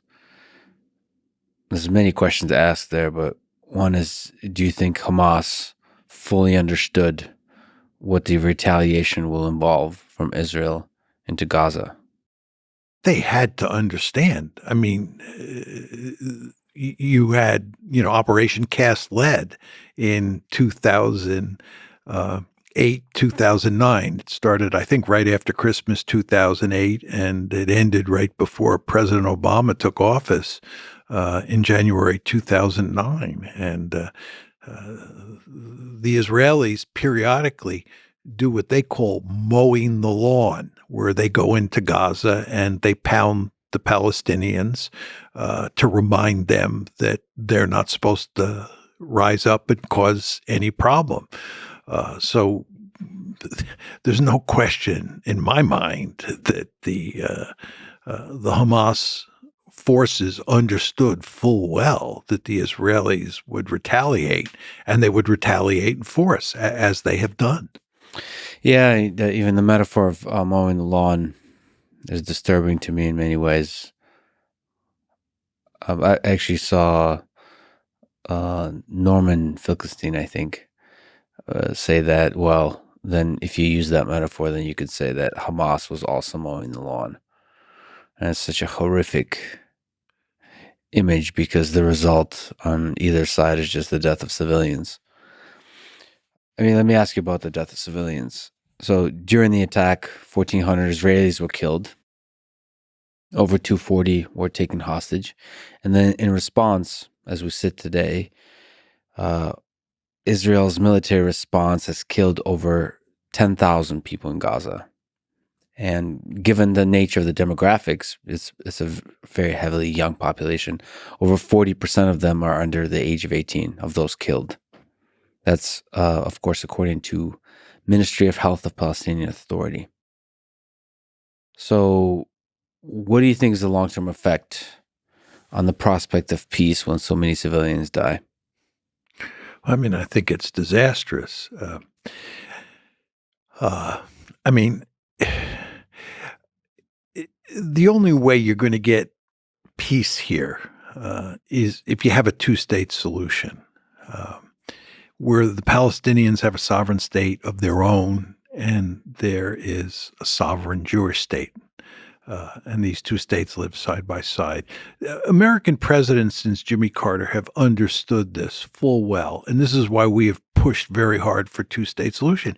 Indeed, many American Jews and many Israelis have pushed for a two-state solution because they think that that is the only way you're going to get peace between the two sides. But what's happened here is that in recent years, the Israelis have lost all interest in a two-state solution. And it's in large part because the political center of gravity in Israel has steadily moved to the right. When I was a young boy, the political center of gravity in Israel was much further to the left than it is today.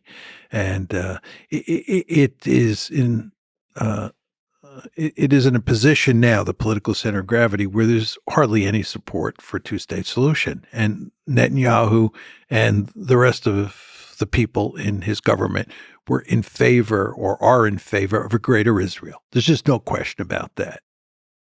Well, On top of that, you now have had a war where, as you described, huge numbers of civilians have been killed. And you already had bad blood between the Palestinians and the Israelis before this conflict. And you can imagine how people on each side now feel about people on the other side.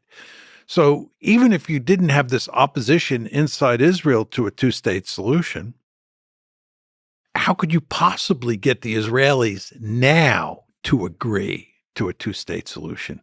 I think for the foreseeable future, the animosity inside Israel towards the Palestinians is so great that it is impossible to move the Israelis in that direction.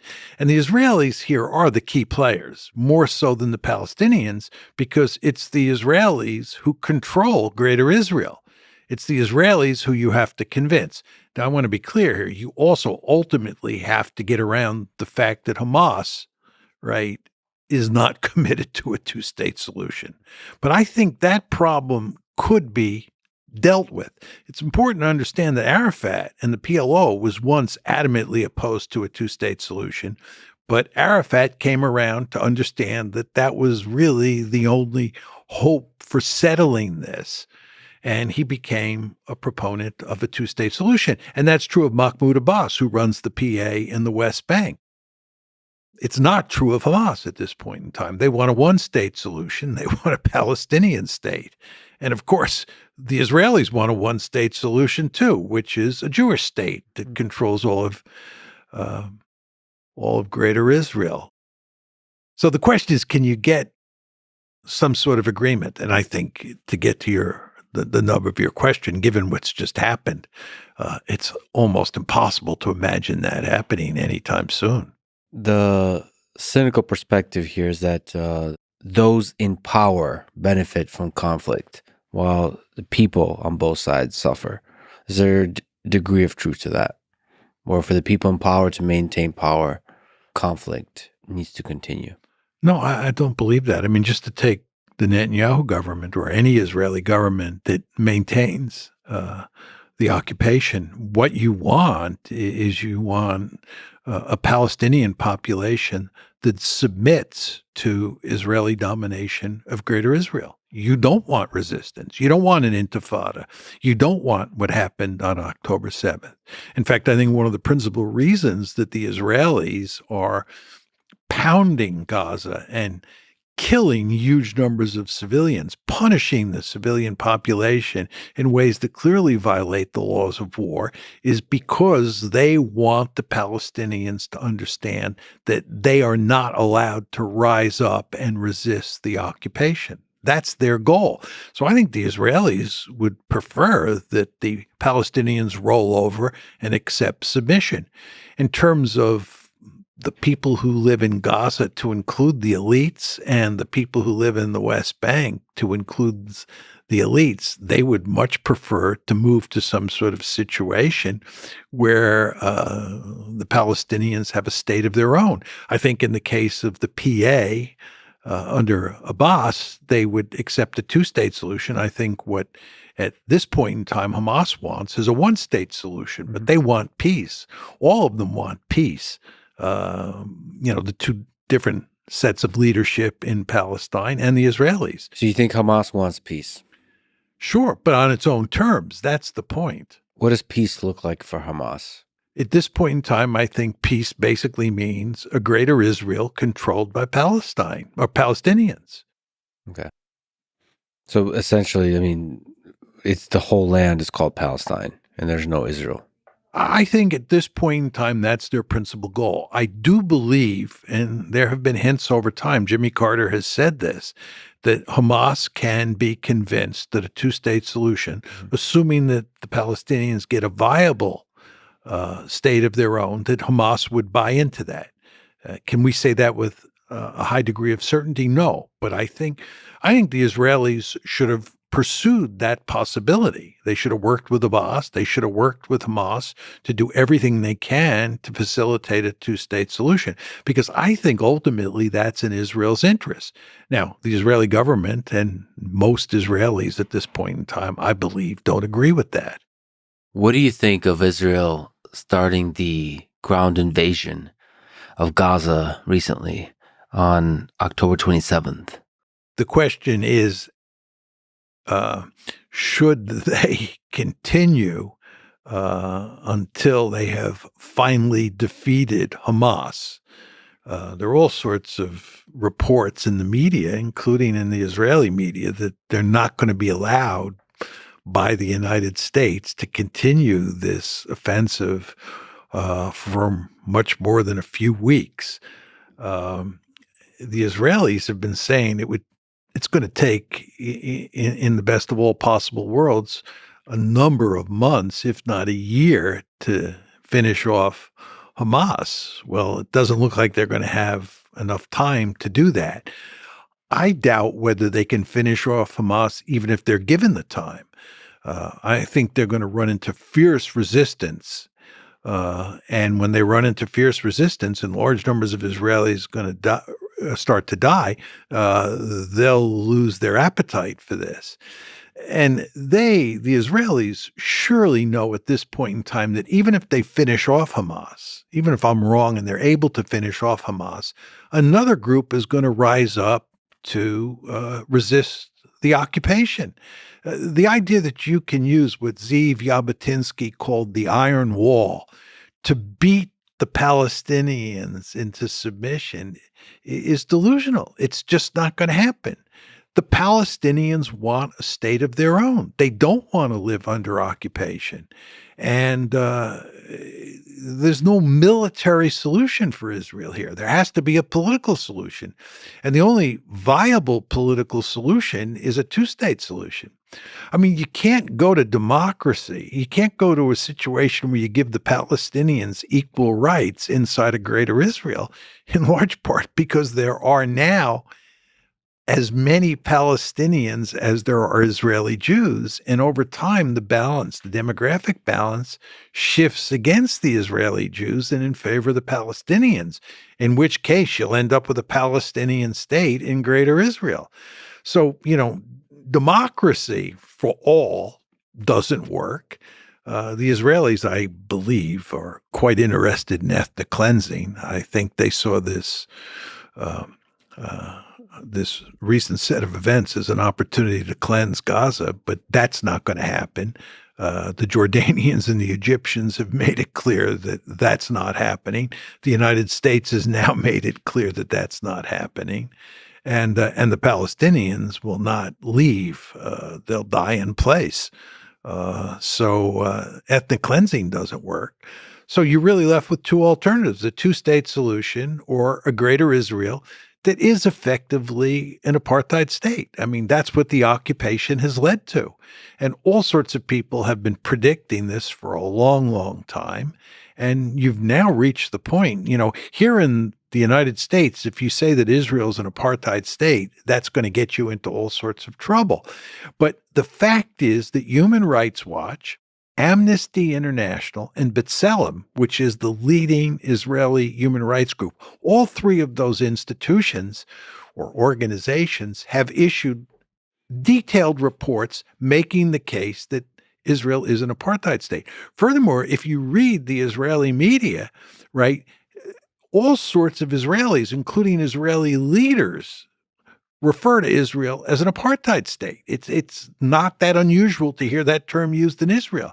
This is disastrous for Israel, in my opinion. And Steve Walt and I said this, by the way, when we wrote the Israel Lobby, that Israel is an apartheid state, which is equivalent to Israel as an occupier, is not good for Israel. And that brings us back to the two-state solution. But as you and I were talking about a few minutes ago, it's hard to see how you get a two-state solution. And the end result of this conversation is utter despair.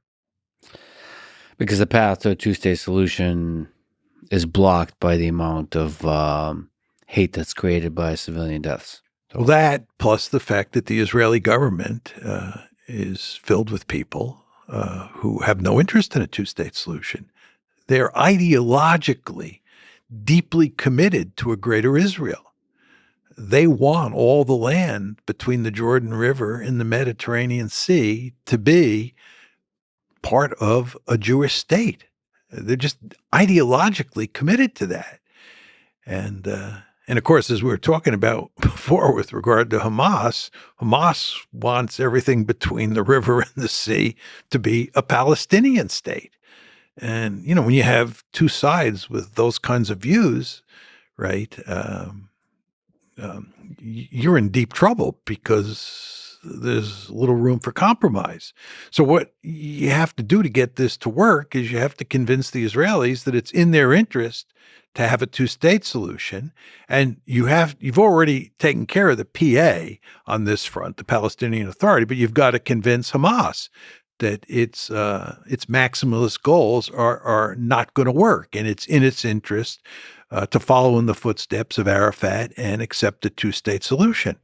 But even if you do that at this point, let's say that, there's a lot of willingness intellectually on both sides to do that. The problem is that the hatred that has been fueled by this recent this ongoing conflict is so great that it's just hard to imagine how you can make a two-state solution work at this juncture. That's why I've sort of taken to saying, and I hope I'm wrong here, that, on the two-state solution, that boat has sailed. It's just, it's no longer possible. Well, again, I believe in leadership, and there's other parties at play here, other nations, Jordan, Saudi Arabia, other players in the Middle East that can help. That can help through a normalization of relationships and these kinds of things. There's always hope, like you said, slither of hope. Slither of hope. I think human civilization progresses forward by taking advantage of all the slithers it can get. Let me ask you about, you mentioned the Israel lobby. You wrote a book, probably your most controversial book on the topic. Not probably. Clearly the most controversial book I ever wrote. So you've criticized the Israel lobby in the United States for influencing U.S. policy in the Middle East. Can you explain what the Israel lobby is, their influence, and your criticism over the past, let's say, a couple decades? Well, the argument that Steve Walt and I made, actually, we wrote an article first, and which appeared in the London Review of Books, and then we wrote the book itself.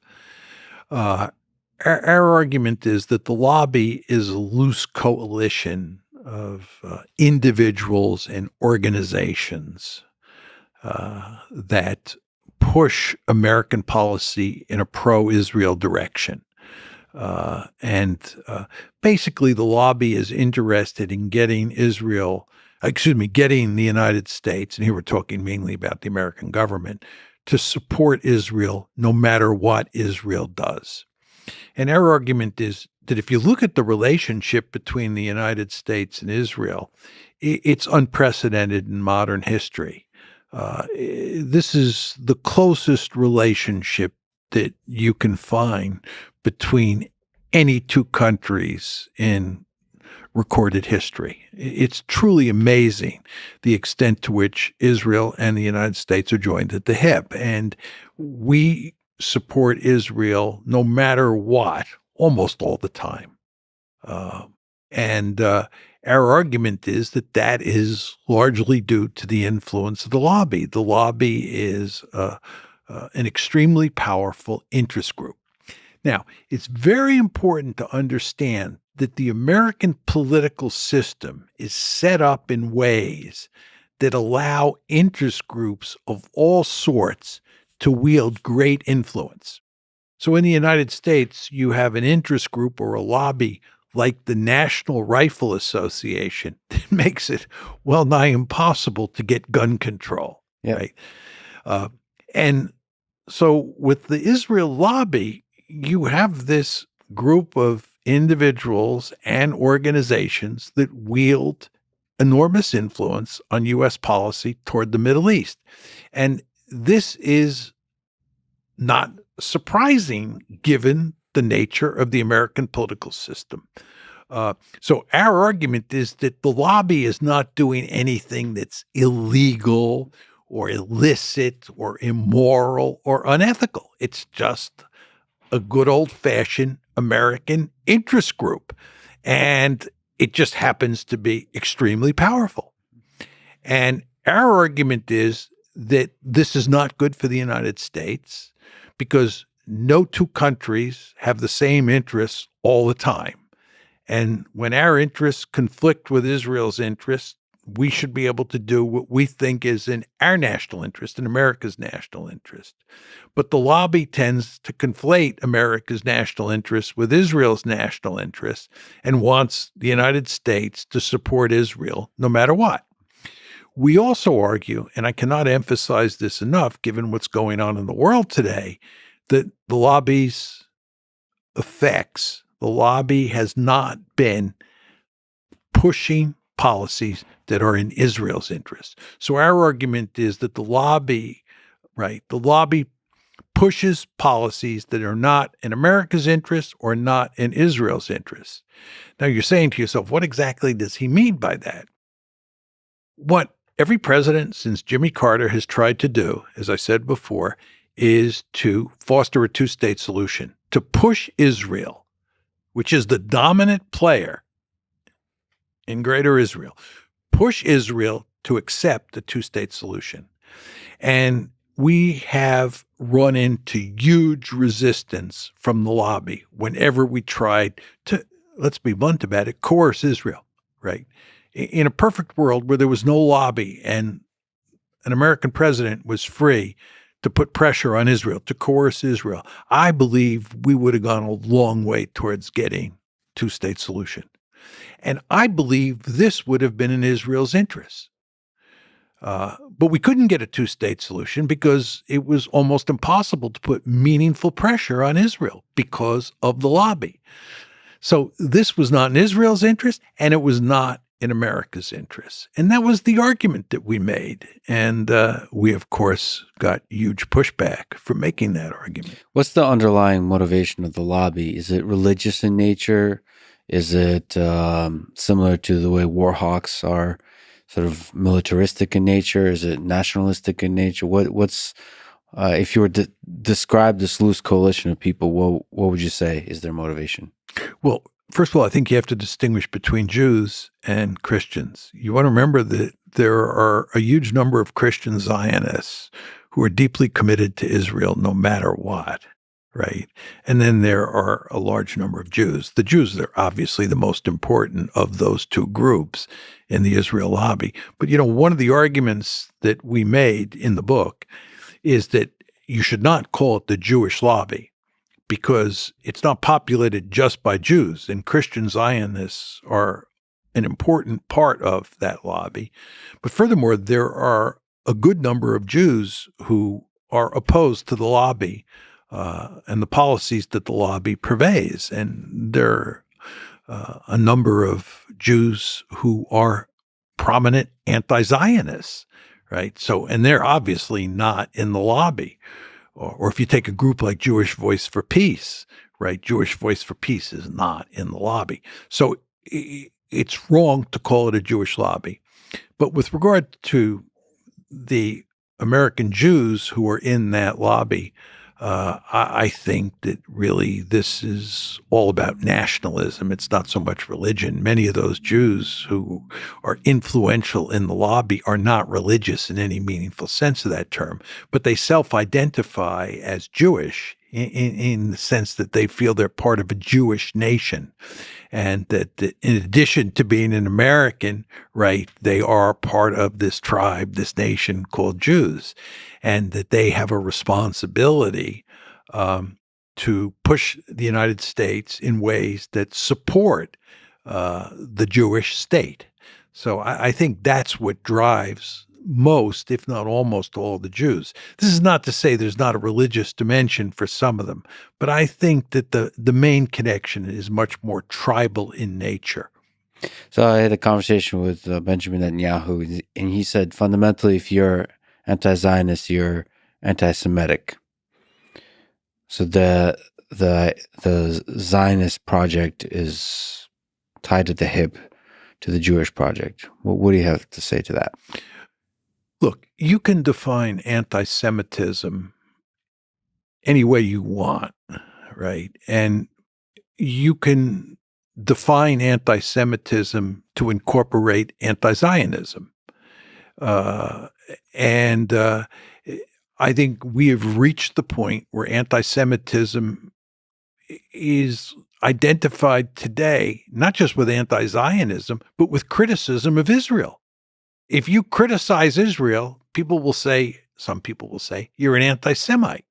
And if that's your definition of anti-Semitism, it's taken an important term and stretched it to the point where it's meaningless, right? So when Steve and I wrote the book, wrote the article and then wrote the book, all sorts of people said that we were anti-Semites.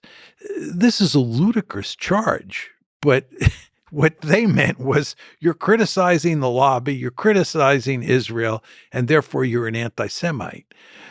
Okay, if that's what an anti-Semite is, somebody who criticizes Israel, probably half the Jewish community, if not more in the United States, is anti-Semitic. And of course, you get into all these crazy games where people are calling Jews self-hating Jews and anti-Semites because they're critical of Israel. But even people who are anti-Zionist, I don't think they're anti-Semitic at all. You can argue they're misguided. That's fine. But many of these people are Jewish and proud of the fact that they're Jewish. They just don't believe that nationalism and Jewish nationalism is a force that should be applauded. And you want to understand that in the American context, there is a rich tradition of anti-Zionism, right? And these were not people who were anti-Semites, if you go back to the 30s, 40s, 50s. And the same thing was even true in Europe. There were all sorts of European Jews who were opposed to Zionism. Were they anti-Semites? I don't think so. But we've gotten to the point now where people are so interested in stopping any criticism of Israel that they wield this weapon of calling people anti-Semites so loosely that the term has kind of lost meaning. So I think Netanyahu is wrong-headed to equate anti-Zionism with anti-Semitism. Alan Dershowitz was one of the people that called you specifically anti-Semitic. So just looking at the space of discourse, how do you... Where's the slither of hope for healthy discourse about U.S. relationships with Israel between you and Alan Dershowitz and others like him?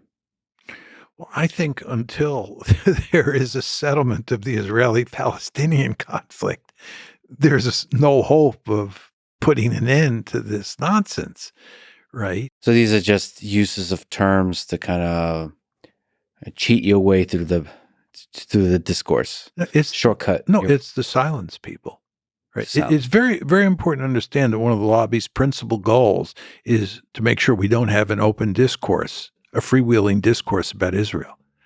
Because they understand, people in the lobby understand that if you have an open discourse, Israel will end up looking very bad.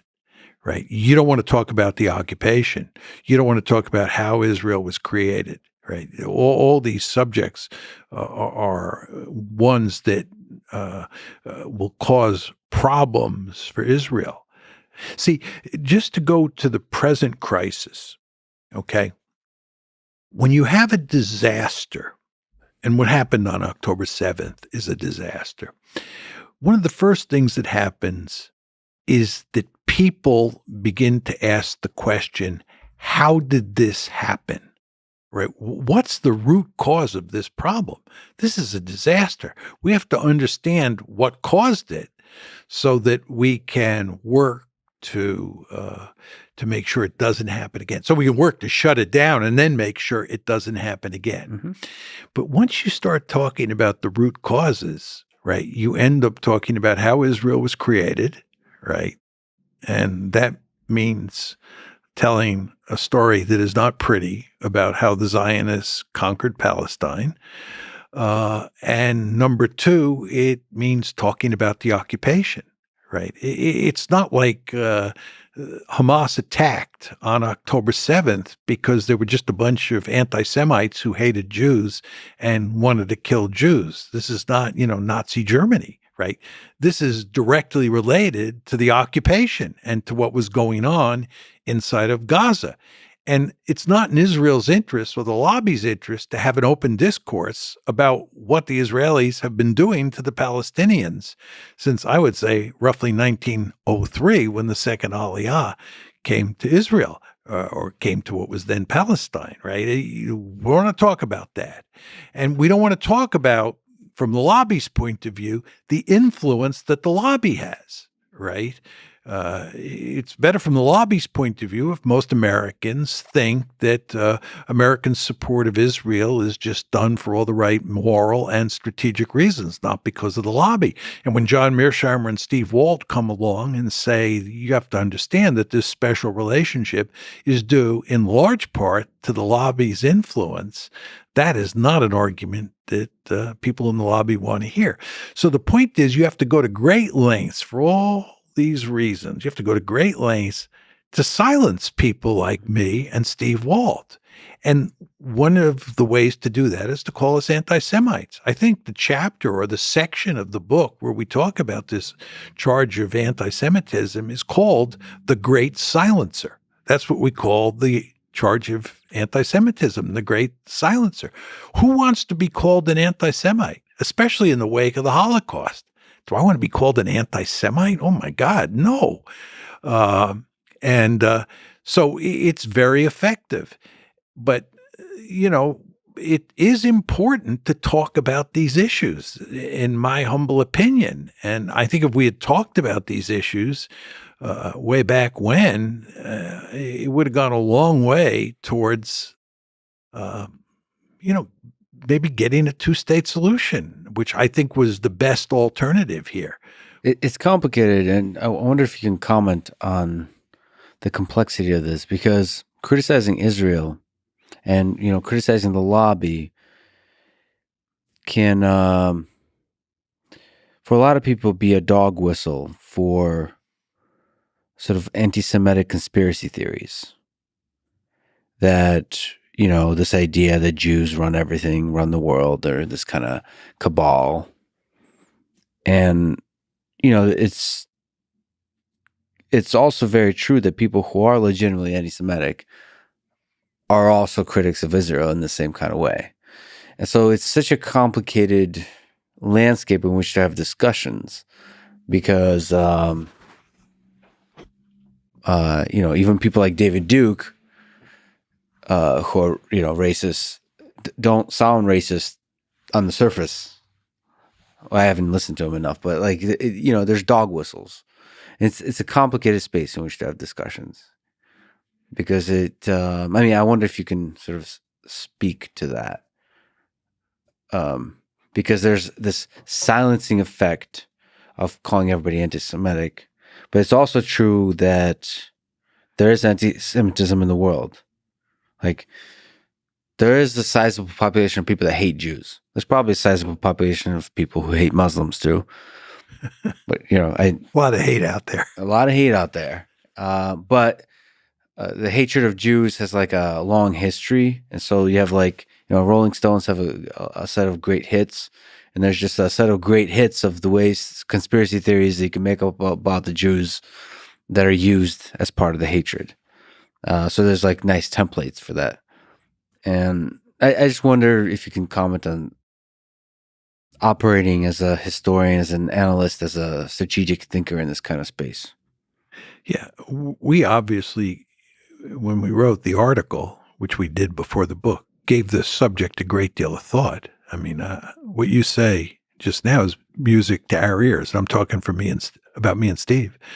I think that, your point about dog whistles is correct.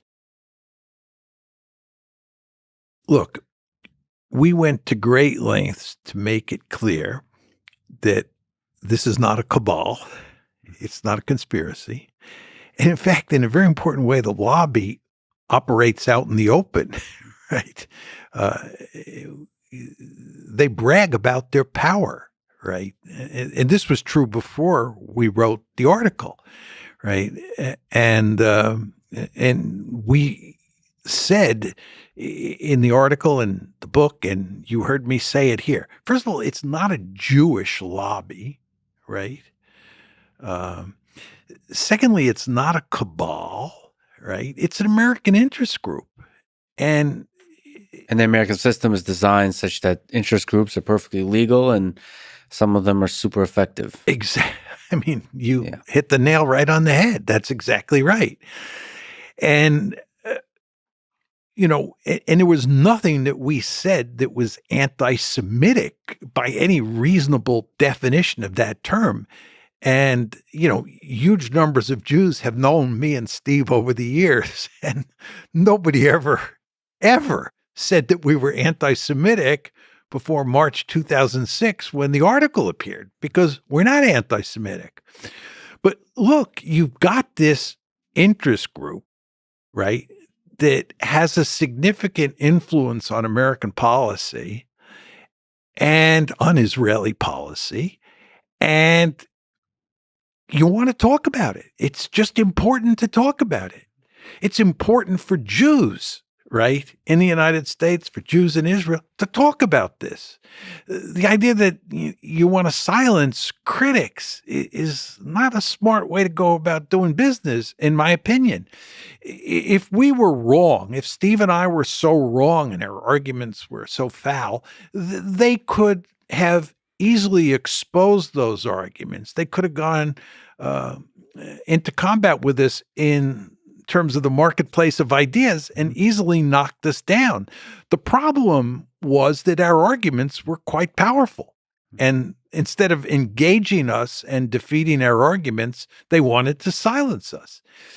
And this is not good, right? It's not good for Israel. It's not good for the United States. And I would argue in the end, if anything, it's going to foster anti-Semitism. I think you don't want to run around telling people that they can't talk about Israel without being called an anti-Semite. It's just it's not healthy in terms of the issue that you're raising, right? But I still agree with you that it is a tricky issue. I don't want to make light of that. I know that there's this piece of literature out there called the Protocols of the Elders of Zion. And I fully understand that if you're not careful, you can come close to writing volume 2 of the protocol. But I don't believe that we wrote anything that was even close to that. And again, I think that a healthy debate on the issues that we were raising would have been not only in America's interest, but it would have been in Israel's interest. Yeah, I mean, underneath it all is just, I wonder why there is so much hate against groups, why it's such a sticky way of thinking. Not just tribalism, like proud of your country and kind of hating another country, but really deeply hating, like hating in a way where it's part of your identity kind of hate. Well, just to make a general point on this issue, in our conversation here today, you often talk about individual leaders, and the word individual often pops up in your vocabulary. Yes. I believe that we are ultimately social animals before we are individuals. I believe we're born into tribes, we're heavily socialized, and that we carve out space for our individualism. But we are part of tribes or social groups or nations, call them what you want, ethnic groups, religious groups. But the fact is that these tribes often crash into each other. And when they crash into each other, they end up hating each other. If you go to a place like Bosnia, right, the Croats and the Serbs, oh my God, and then throw in the Bosniaks, which is the term for Bosnian Muslims, and, Muslims, Croats, Serbs, and the tribes, hate each other. And in a funny way, that hatred almost never goes away. And I guess there are some exceptions to that. If you look at the Germans after World War II, they've gone a long way towards reducing, I wouldn't want to say completely eliminating, but reducing a lot of the hatred that existed between Germans and their neighbors. But that's really kind of an anomalous case. I mean, you go around East Asia today and the hatred of Japan in a place like China, the hatred of Japan in a place like Korea, just not to be underestimated. And but I think a lot of it just has to do with the fact that you're dealing with social groups that have crashed into each other at one point or another. And there are those lingering effects. And by the way, this gets back to our discussion a few minutes ago about trying to get a two-state solution between the Palestinians and the Israeli Jews now that you have had this horrible war, which is ongoing. It's interesting to go back to World War II. Now, you said you studied Nazi Germany in the 30s from a perspective of maybe offensive realism. But just to look at the Holocaust, it's sometimes popular in public discourse today to compare certain things to the Holocaust. People have compared the Hamas attack on Israel to the Holocaust, saying things like it's the biggest attack on Jews since the Holocaust, which kind of implies that there's a comparison. People have made that same comparison in the other direction. What do you make of this comparison? Is it comparable? Is the use of the Holocaust have any accuracy in comparisons of modern day international politics? Is it possible that you could have another genocide? Yes. And I would argue that what you had in Rwanda was a genocide, right? The Holocaust is not the only genocide. I believe the word genocide is used too loosely today. And as you know, lots of people, and I mean lots of people who are pro-Palestinian, accuse the Israelis of engaging in genocide in Gaza. I think what the Israelis are doing in Gaza represents a massacre. I would use that term, given the number of civilians that they've killed and the fact that they've been indiscriminate in terms of how they've been bombing Gaza. But I would not use the word genocide. For me, a genocide is where one side attempts to eliminate another group from the planet. I think that what happened with the Holocaust was clearly a genocide, and that the Germans were bent on destroying all of European Jewry. And if they could have gotten their hands on Jews outside of Europe, they would have murdered them as well. That's a genocide. And I think with the Hutus and the Tutsis, you had a similar situation.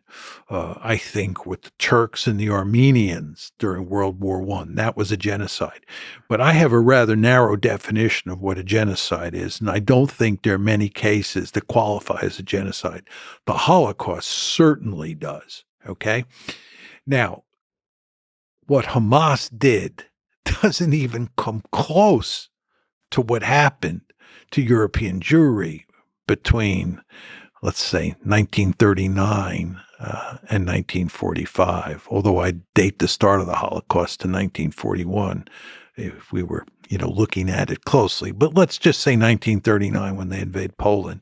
From 1939 to 1945, what Hamas did pales in comparison. It's hard to believe anybody would make that argument, right? Yes, a lot of Jews died, but hardly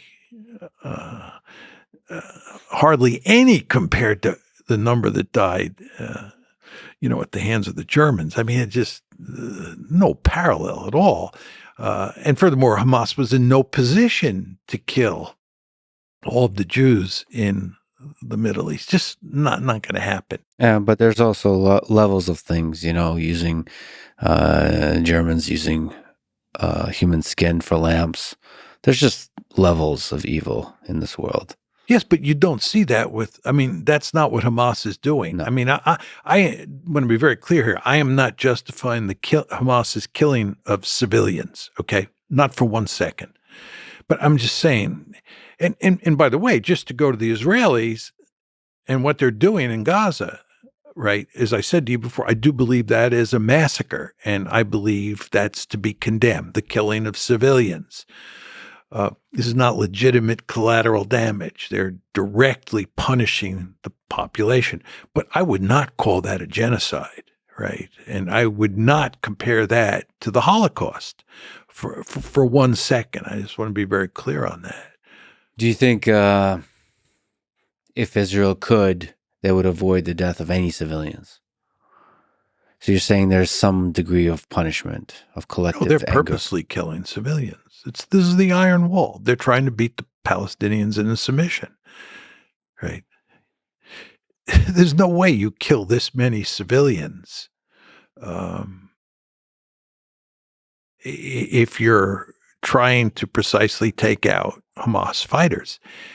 And by the way, the Israeli spokesman, the IDF spokesman, has explicitly said that we are not pursuing precision bombing and that what we are doing is trying to, maximize the amount of destruction and damage that we can inflict on the Palestinians. And I think this is a major mistake on the part of Israel. First of all, it ends up being a moral stain on your reputation, number one. And number two, it doesn't work. It doesn't work. The Palestinians are not going to roll over and submit to Israeli domination of their life. So, the whole concept of the Iron Wall, Jabotinsky's term, was misguided. And by the way, if you look at what the Israelis are doing, they're trying to do two things. One is the Iron Wall, and that's where you punish the civilian population in Gaza and get them to submit. The other thing that they're trying to do is get Hamas. They want to destroy Hamas. And the belief there is that if they destroy Hamas, they've solved the problem. But as many Israelis know, including people on the hard right, even if you destroy Hamas, they are going to be replaced by another group, another resistance group, and that resistance group will employ terror. Yeah, I think you've said that other terrorist organizations have used the situation in Palestine as a kind of a recruitment mechanism for a long time.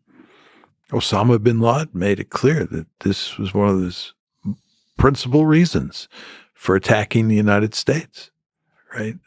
And the United States attacked back and got us into a 20-year war that cost the lives of millions of people, not American, but human beings.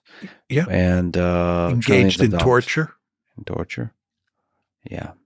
No, I think if you look at how we reacted to 9/11 and how the Israelis are reacting to what happened on October 7th, there's quite a bit of similarity in that both sides, the Israeli side and the American side, are enraged, right? And they lash out and they go on a rampage. And the end result is not good. Is there capacity within Israel or within the United States after 9/11 to do something approximating turn the other cheek, of understanding the root of terror is hate and fighting that hate with, not to sound naive, but compassion? Well, I don't think in either case you're going to turn the other cheek. I think what I mean by that is some limited, powerful military response, but very limited. Yeah, coupled with a smart political strategy. Diplomacy. Yeah, that's what they should have done. Yeah. Right. But is there capacity for that? Or from your offensive realism perspective, it's just the odds are really low? No, from my offensive realist perspective or my realist perspective, that's what you should do, right? My view is states are rational actors. They should be cunning, right? They should think about the strategic situation they're in and choose the appropriate response. And what happens, and this is why my theory is not always correct, is that sometimes states are not rational and they misbehave. I would argue in the Israeli case that it would have been good after October 7th or starting on October 7th if the United States had tried to hold the Israelis back and countenanced a more moderate response, a more take some time just to think about how to deal with this problem instead of lashing out. I think given what happened to the Israelis, given how shocked they were, given the level of fear, given the level of rage, they were going to lash out. And I don't believe that was in their interest. I think it would have made sense to think about it and to think about a smarter strategy than they're now employing. And I think, the Americans blew it. The Americans gave them a bear hug and a green light and said, we'll give you all the weaponry you need and go out and do it. And I don't think that was the smart thing to do. Look, in the wake of October 7th, the Israelis had no good strategy. Right. It's not like there's a magic formula that they just didn't see. And we should have told them what the magic formula was. Right. That's not true. They were, in a sense, caught between a rock and a hard place in terms of what to do. But there's smarter things and dumber things. And I think the Israelis lashed out in ways that are counterproductive. I think, going on a rampage and, killing huge numbers of civilians it's obviously morally wrong, but it's also just not in their strategic interest, right? I mean, because it's not going to buy them anything, right? And in fact, it's going to cost them, right? Because people all over the planet are turning against Israel.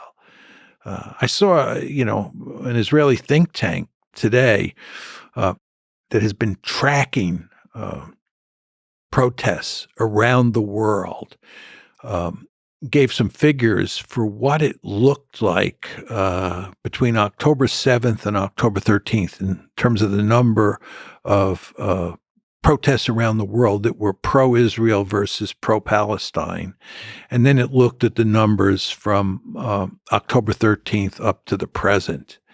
And I think the numbers were 69% were pro-Palestinian in the first 6 days after October 7th, 69%. And I think 31%, take these numbers with a grain of salt, 31% were pro-Israel. So I think it was 69 and 31. Since then, since October 13th, if you look at the number of protests around the world, 95% have been pro-Palestinian and 5% have been pro-Israel. And what this tells you is that public opinion around the world has shifted against Israel. And if you look at some of the demonstrations in places like London and Washington, D.C., it's truly amazing the number of people who are coming out in support of the Palestinians. And all of this, again, is just to support my point that it was just not smart for Israel to launch this bombing campaign. Right. You can make an argument for going after Hamas and doing it in a surgical way or as surgical a way as possible. But that's not what they did. And again, my point to you is I think that this punishment campaign is not going to work strategically. In other words, they're not going to beat the Palestinians into submission. They're not going to finish off Hamas. And at the same time, by pursuing this strategy, they're doing huge damage to their reputation around the world. Well, I just, in the wake of October 7th,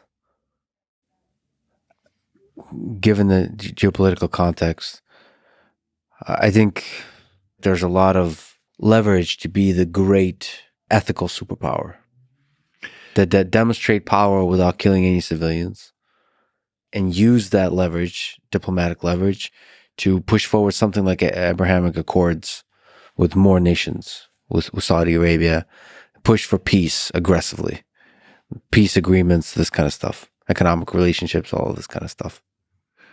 And thereby pressure the Palestinian Authority, towards perhaps a two-state solution.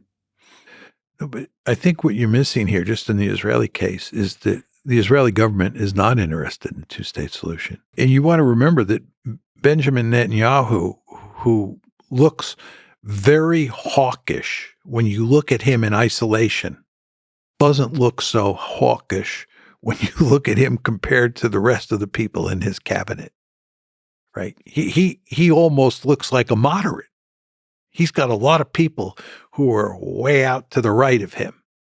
And these people, and this, of course, includes Netanyahu, are not interested in a two-state solution.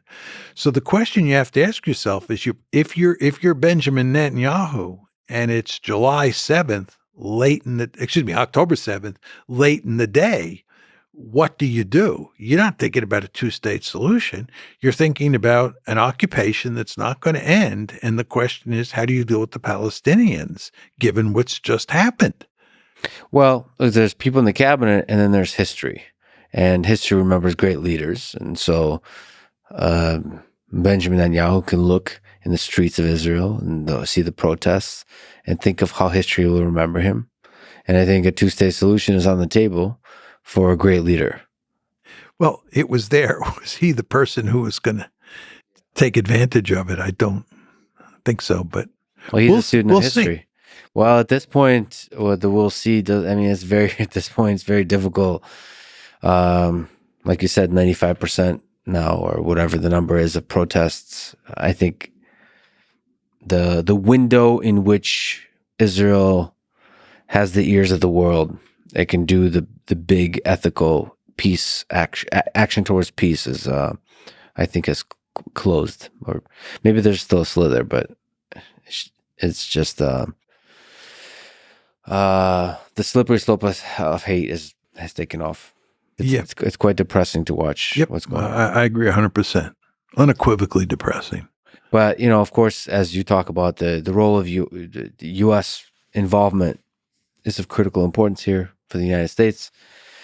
And the argument you make is that we should not be involved in Ukraine, at least to the degree we are, we being the United States, and we should not be involved in Israel to the degree we are, because it's stretching us too thin when the big geopolitical contender in the 21st century with the United States is China. Is that a correct summary? Yeah, I think just on Ukraine, we should not have pushed Ukraine to join NATO. Sure. And once the war started, we should have worked overtime to shut it down immediately. Yeah. March. Yeah. March, right. And you remember, by the way, not to go back to Ukraine in great detail, in the early fall of 2022, the war starts February 2022. There's March 2022, which we've talked about, which is the negotiations. In the fall of 2022, I think it was in September, the Ukrainians had won two major tactical victories, one in Kherson and the other in Kharkiv. Mm-hmm. And at that point in time, General Milley, who was the chairman of the Joint Chiefs of Staff, said, now is the time to negotiate, because this is the high water mark for the Ukrainians. Yeah. Milley understood that things were only going to get worse. And the White House shut Milley down and said, we're not negotiating. So we have blown a number of opportunities here to head this problem off at the pass. But that's my view there. And with regard to the Israelis, my only point about Israel is that it would be better for Israel and better for the United States if we, the United States, the United States was in a position to put pressure on Israel from time to time. As Steve and I say in the book, we should be able to treat Israel like a normal country, right? The fact is that countries sometimes do stupid things. Mm-hmm. This includes the United States and Israel. And if Israel is pursuing a policy that we think is unwise, we should be in a position where we could put pressure on Israel. Yeah. That's our argument, right?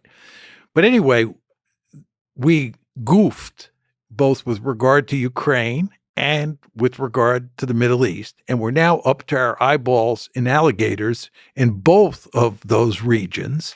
And as you described my view, this is not good, because the area of the most strategic importance for the United States today is East Asia. And that's because China is there, and China is the most serious threat the United States faces. Do you think there will be a war with China in the 21st century?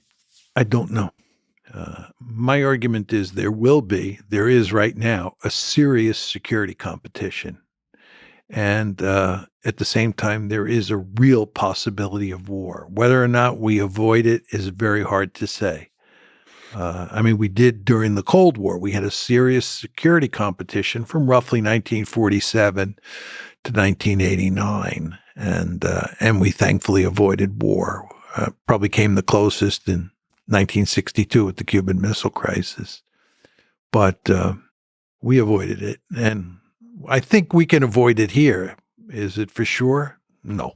You've said that China won't move on Taiwan militarily, in part because it's, as you said, amphibious operations are difficult. Why will China not move on Taiwan, is in your sense, in the near future?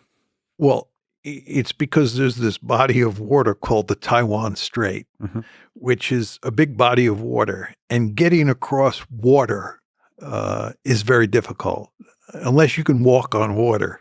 So geography still has a role to play in the 21st century? Oh, yeah. I think geography is very important. Big bodies of water really matter. Yeah. In an ideal world, you'd like to have the Pacific Ocean between you and any potential adversary, 6,000 miles. Yes. 6,000 miles of water, hard to get across. Yeah.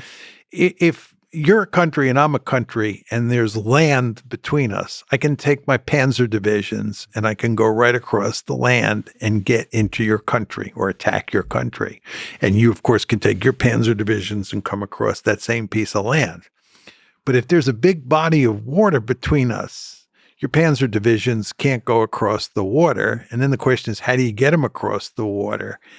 And that's very tricky. And in a world where you have lots of submarines and you have lots of aircraft and you have missiles that are land-based that can hit those surface ships, it is very, very hard to attack across a body of water.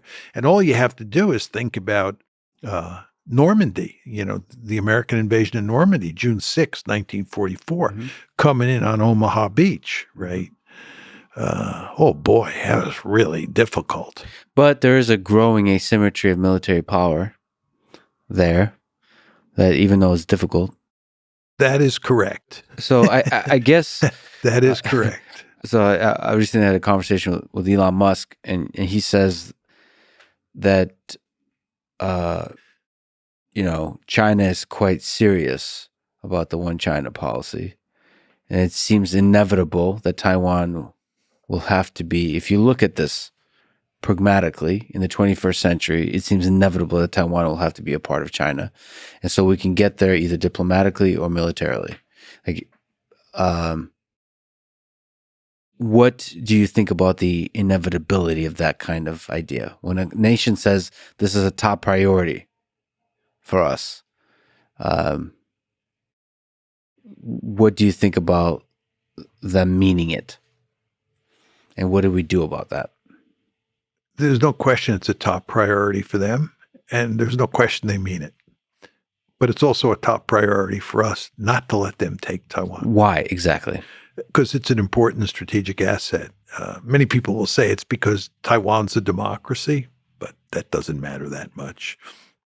It's because of two strategic reasons. The first is that if we were to let Taiwan go, it would have hugely negative consequences for our alliance structure in East Asia.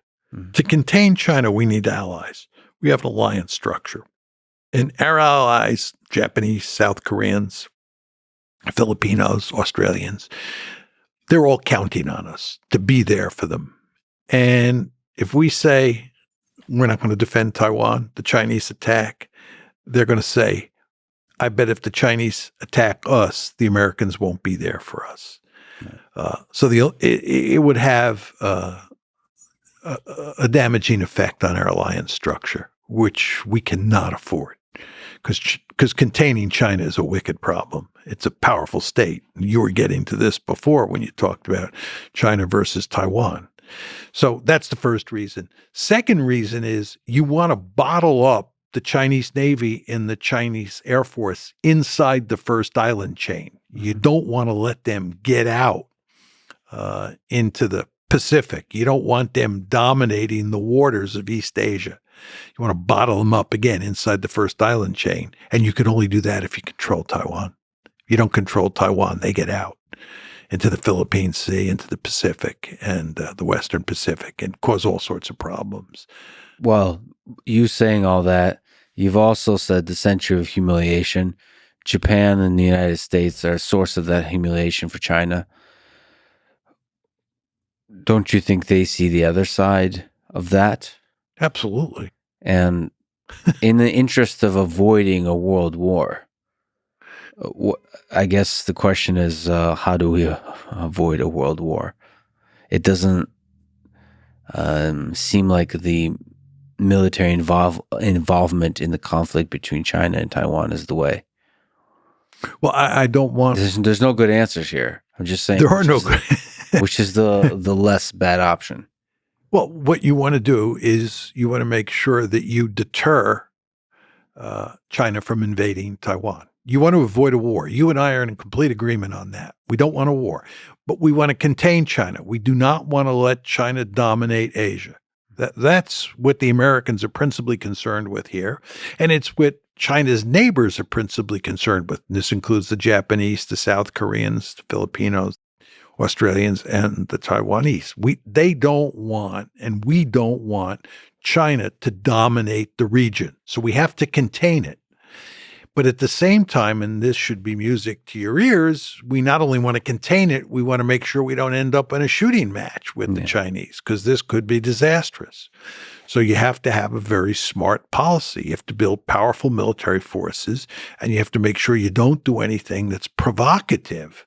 On Taiwan, for example, the last thing you want is for the Taiwanese government to declare its independence, because the Chinese have said, if Taiwan does that, we'll go to war. And of course, we don't want that. So my view is you want to smartly build up your military forces, and you want to do everything you can to contain China. And at the same time, not be provocative. So a big component of that is making sure your military, the U.S. military, is bigger than the Chinese military? Not necessarily. It's an interesting question. A lot of people think that to make deterrence work, right, you have to be able to beat the Chinese, and therefore you need a much bigger military. And I don't think over time that's possible, right? I think it's probably not even possible now to beat the Chinese in a war over Taiwan or in a war in the South China Sea. I think what you want to do is make it clear to the Chinese either that there will be no winner. In other words, you don't have to win, but you want to make sure they don't win. Okay, it's a lose-lose proposition if they go to war over Taiwan or what have you. And if you can't do that, right, you think that they're so powerful that they're ultimately going to win, you want to convince them that victory would be a Pyrrhic victory. In other words, they would pay a god-awful price to win the war. You follow what I'm saying? So, excuse me, the best strategy for deterrence is you win. China loses. Second best strategy is a stalemate. Nobody wins. Third best strategy is they win, but they pay a god-awful price. And the fourth possibility, which you don't want, is they win quickly and decisively, right? If that's the case, then you don't have much deterrence. What does a world with China as the sole dominant superpower look like? I mean, a little bit underlying our discussion is this kind of idea that U.S. is the good guys and China is the bad guys. First of all, dividing the world into good guys and bad guys seems to somehow miss the nuance of this whole human civilization project we're undertaking. But what does the world look like where China is the dominant sole superpower in a unipolar world? Well, I don't tend to think of the world in terms of good guys and bad guys. As a good realist, I think that, states are states. Mhm. They're all black boxes. I don't discriminate between democracies and autocracies. Mhm. But having said that, I am an American. Right. And as an American, I'm interested in the security of my country, the survival of my country. So I want the United States to be the most powerful state in the world, which means I want the United States to dominate the Western Hemisphere. I want us to be a regional hegemon, and I want to make sure that China does not dominate Asia the way we dominate the Western Hemisphere. It's not because I think we're the good guys and they're the bad guys. If I were Chinese and I were in Beijing and I were Xi Jinping's national security advisor, I'd tell him what we got to do is make sure we dominate the world or dominate our region and then do everything we can to undermine America's position in the Western Hemisphere, right? That'd be my view. So I guess you could say I do view the world in terms of good guys and bad guys because I'm an American. And More like us and them. Versus it's us and them. That's a nice way to put it. Yeah, it's us versus them. Not so much good guys versus bad guys. Is it possible to have a stable, peaceful world with a good balance of power, where it's China and U.S. as superpowers? It's a bipolar world, no longer unipolar. Yeah. Okay. So you're hypothesizing a world where they dominate Asia. Yeah. And we dominate the Western Hemisphere. Yep. I believe there would be a great deal of security competition, intense security competition between those two superpowers. The definition of intense matters here. So it could be small military conflicts, or it could be extremely large, unstable military conflicts. Right? Well, conflict, let's use the word war. Okay. So I distinguish between security competition and war. And what I'm telling you is you'll have an intense security competition where there's no shooting. Or if there's shooting, it's mainly proxies that are doing the fighting. Got it. Much like the Vietnam War, right? Or you could have a case where one of those superpowers was involved in a war against a proxy of the other superpower. Mm-hmm. Korean War, think the Korean War. Mm-hmm. The United States fought the Chinese who were allied with the Soviets at the time. Mm-hmm. But a war between the United States and China, just like a war between the United States and the Soviet Union during the Cold War, that's what you really want to avoid. So I think you'd have an intense security competition, right? You'd have wars involving proxies of each of those two superpowers. And you would probably have some wars where one of the superpowers was involved in a proxy, right, with the other one of the other superpowers' proxies. So it seems likely then, if that's the case, then it would be Taiwan as the proxy and U.S. fighting China through the proxy of Taiwan. Well, that would assume the United States. But you want to remember, you're hypothesizing a situation where China dominates Asia. Oh, it already has dominated. Yeah, it's already dominated Taiwan. I see. But where do you find the proxies? Well, Australia? The Middle East could be a good case. Oh, wow. Right. Oh, Persian Gulf. Right. Oh, boy. And then our discussion of Israel becomes even more dramatically. Yeah, well, Israel gets involved. I think in this scenario, if you're talking about a U.S.-China competition, right, and you're talking about the Middle East, I think it's the Gulf. It's the Saudis, the Iranians, the Iraqis. It's the oil. Don't you think it could be Israel versus Iran with some very 1984 kind of dramatic partnership of Iran, Russia, and China versus the United States, Europe, and Israel? I think that's possible. Yeah, Oh, I think that's possible. Yeah. Now that I hadn't thought about it until you said it, but yeah, I think that is possible. Isn't that terrifying?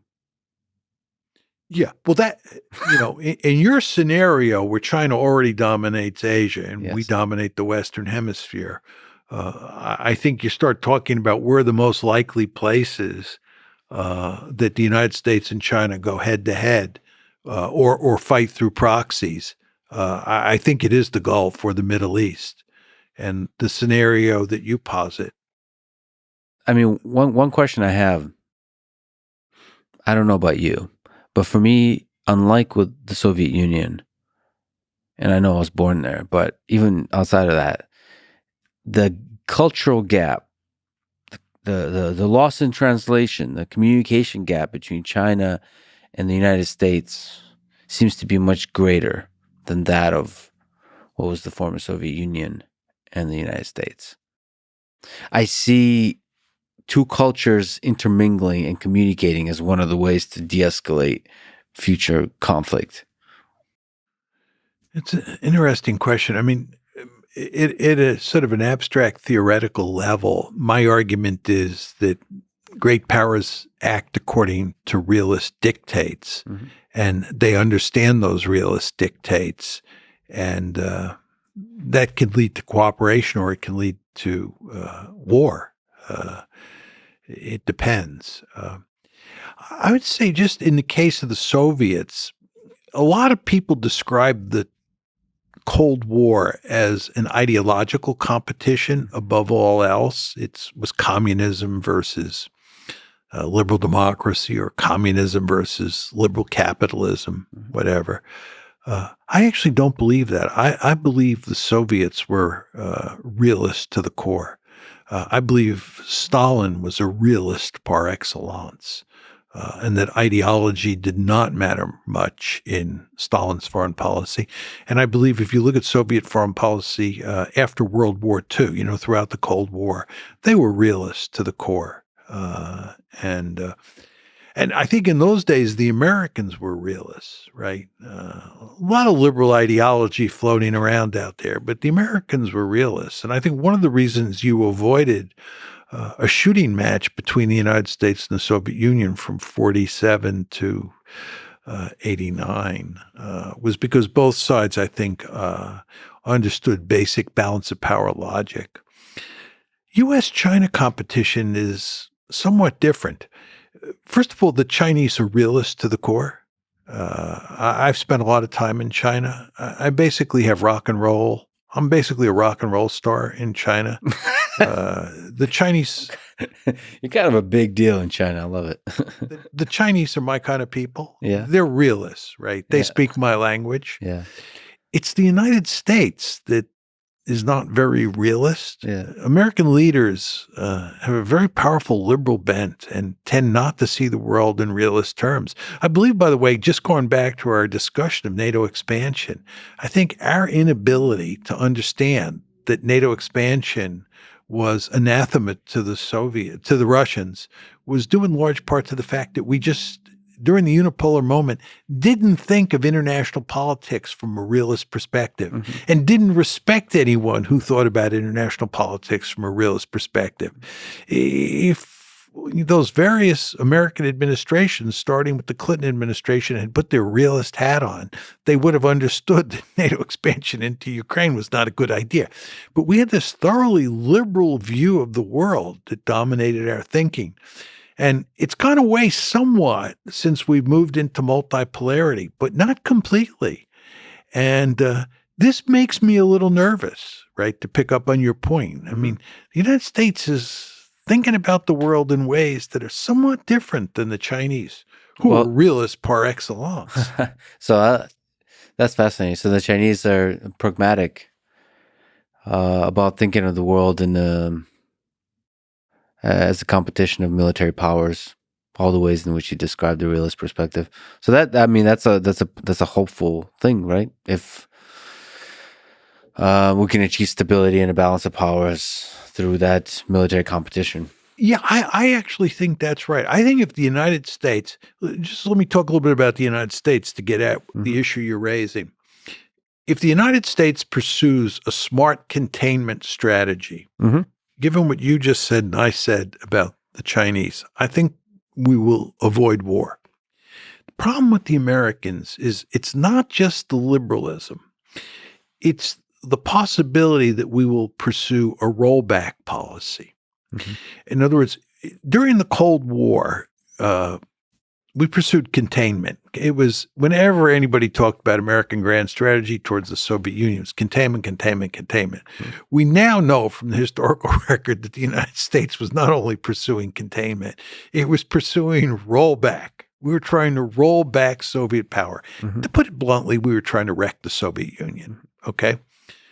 And I would not be surprised moving forward with regard to China if the United States pursues a serious rollback policy. And So you're saying throughout history, the United States was always doing that? Always. Well, where's that from? Why can't we respect the power of other nations? because they may be a threat to us. We Well, I mean, you don't look. You don't respect the power of other nations. You fear the power of other nations. well, fear and respect are next door neighbors, depending on the neighborhood you're living in. But I just mean it could be very counterproductive to try, because if you can empathize with if you assume they're rational actors, you trying to roll back will create, would lean into the uncertainty of potential conflict. So you want to avoid the uncertainty of potential conflict. Caution, right? Well, yes and no. Look, your point is you want to empathize. You want to be able to put yourself in Yes. the shoes of the other side. Yes. I agree 100% with that, right? It's very important if you're a first-class strategist to be able to do that. But at the same time, there is this competition for power taking place. And what you want to do is maximize how much power you have relative to the other side. Mm-hmm. And the other side wants to maximize how much power it has relative to you. Mm-hmm. So you have this competition for power, right? That's taking place all the time. And that's taking place at the same time you want to have empathy, or you want to be able to put yourself in the shoes of the other side. Mm-hmm. So those two things kind of go together. Right. It just feels less threatening to build up your thing versus try to hurt the other person's thing, the other group's thing. Right. But if you build up your own power, you are building up your capability to hurt the other side. Right. But I guess you don't rattle the saber. Just work on manufacturing sabers. Well, that I agree with. I think that, the United States, wants to make sure it has a big stick in East Asia for purposes of containing China and avoiding a war, right? Again, I want to be clear. I'm not advocating that we start World War III. Mm-hmm. But the point is you want to have a big stick. Mm-hmm. And you want to make sure that you don't overstep your bounds in terms of using that big stick. This is the danger with rollback. Mm-hmm. Right? That you get too aggressive and you precipitate a war, right? And you also just have to be very careful what you say. And to go back to your favorite argument, you want to be able to have empathy or put yourself in the shoes of the other side. Because if you do something, you want to think smartly about what that other side, how that other side is going to see your action and how they're going to react, right? And mostly focus on the carrots. Have a giant stick laying around, but never mention it. Just focus on the carrots. Well, occasionally you have to mention the stick, right? No, everyone knows the stick is there. There is some truth in that, right? I mean, yeah. But, and words matter a lot. It feels, this our current President Biden is meeting with Xi Jinping, and I think the words exchanged there are really important. I have a notion that leaders can stop wars just as much as they can start wars. Well, leaders matter. There's no question about that. No question. But just on rhetoric, you want to remember that Putin has, on more than one occasion, very subtly rattled the nuclear sword. Oh, yeah. And it has been very effective. Yeah. Because Joe Biden has paid attention, and Joe Biden wants to make sure we don't end up in a thermonuclear war. And thank goodness he's thinking that way. So all Putin has to do is mention the possibility of nuclear war. Just to go back to Taiwan, switch areas of the world. If you're interested in containing China and you're interested in deterrence, and let's go back to those various scenarios where the Chinese win, we win, Chinese win, but they do it at great cost.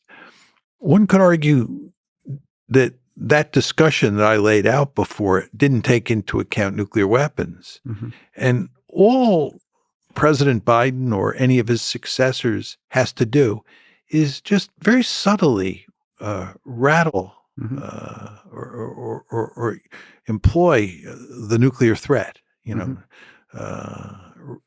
and just sort of remind the Chinese that, you start a war over Taiwan, it could easily escalate into a nuclear war. You want to understand, we both have nuclear weapons. And if either one of us is put into a desperate situation, we may turn to those nuclear weapons. And oh, by the way, Xi Jinping, you want to understand that we're out here in the water, and using nuclear weapons in the water, it's not the same as using nuclear weapons on land. So we may very well use them. I'm not saying we will. But anyway, a little saber rattling. Yeah. Right?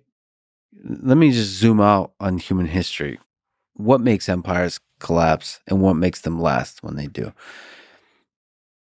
When you look at human history in your sense, thinking about the United States perhaps as an empire. I don't view the United States as an empire. What's the definition? So to you, empire is a thing that seeks expansion constantly. Yeah, I think it's a country that incorporates different regions or areas around the world into sort of a giant sphere of influence without incorporating those territories actually into the state itself. So you had this thing called the British Empire, and it controlled areas like India, North America, and Kenya, just to pick a couple instances at different points. Singapore would be another example. Australia would be another example. So these were all entities that were part of the British Empire, right? And the United States has taken a stab at empire after the Spanish-American War, for example, with regard to the Philippines and Cuba and Puerto Rico. But we never got serious about it. There's never been an American empire. This is not to say the United States is not an incredibly powerful country that goes all around the world building military bases and stationing troops here, there, and everywhere. But we're not running an empire the way the British Empire was run or the French Empire. So the question for me is, why did those empires go away? Why did the British Empire go away? If you ever look at a map of the world in 1922, after World War I, it's truly amazing how much of that map is controlled by Britain, right? They had a huge empire, and it disappeared. Probably by far the biggest in terms of area empire in human history. I think so. I think that's right. It almost has to be. Yeah, right. It's crazy. Crazy, yeah. And then no longer is the case. Yeah. Now, I want to be clear. The Americans have wielded maybe even greater influence than Britain did when it had its empire, but I don't believe we have an empire that bears any resemblance to the British Empire. So the question is, what happened to that British Empire? What happened to the French Empire? What happened to the Belgian Empire? What happened to the Dutch Empire? These were countries that had colonies all over the planet. The Dutch East Indies, right? Vietnam was, French Indochina. Where did those empires go? Two factors finished them off. Number one, nationalism. Nationalism became a very powerful force in the 19th century. It began to rear its head in the late 18th century. And it became a very powerful force in the 19th and certainly in the 20th. Can you explain nationalism here? Nationalism is the idea that these different nations that were part of the empire, like the Kenyans, wanted their own state, nation state. This is my point about the Palestinians, right? This is Palestinian nationalism. What is Zionism? Zionism is Jewish nationalism. Jewish nationalism. Think of Theodor Herzl's famous book. It's called The Jewish State. Nation state. Think of the word nation state. That embodies nationalism, nation state, Jewish state. Palestinians want their own state, two-state solution, right? Can't beat the Palestinians into submission, right? The Indians wanted their own state. The Pakistanis wanted their own state. The Kenyans wanted their own state. Singapore wanted its own state. Oh, the Americans wanted their own state. This is called the American Revolution, right?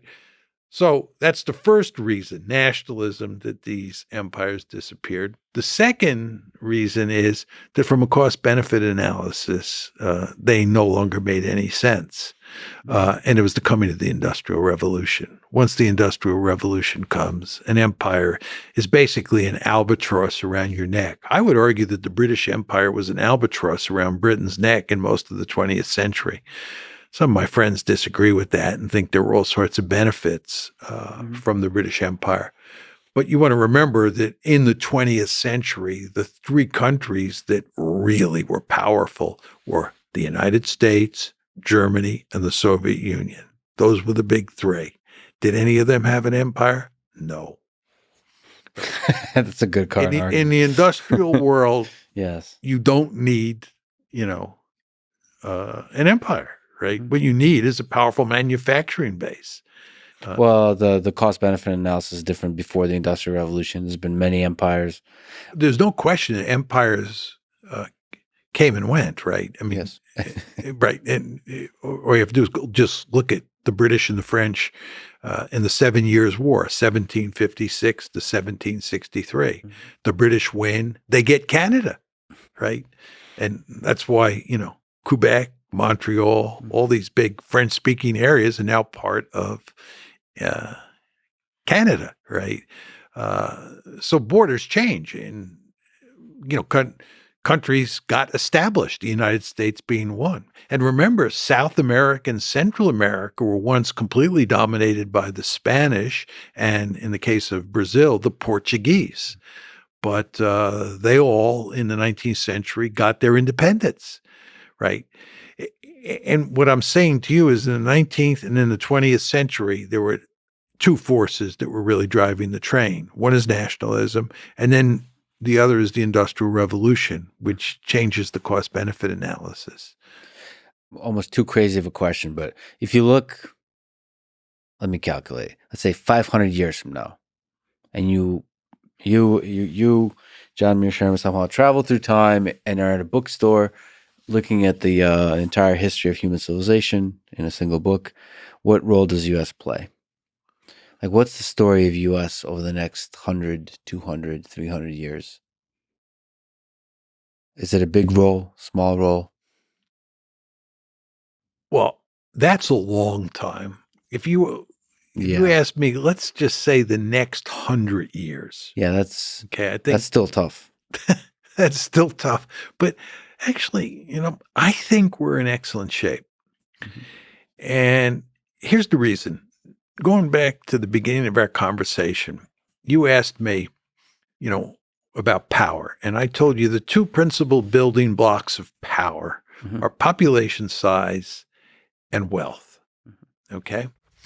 And therefore, you want to look around the world and you want to look at what you think the demographics are of countries like Britain, the United States, Iran, China, Russia, pick your country, moving forward, right? What do the demographics look like? And how wealthy of those are those countries likely to be? What you discover very quickly is that almost every country around the world is depopulating over time. Right. Russia's going to be much smaller. China's going to be much smaller 100 years from now than both of those countries are, as best we can tell. The United States, American women are not having lots of babies these days. Mm-hmm. No question about that.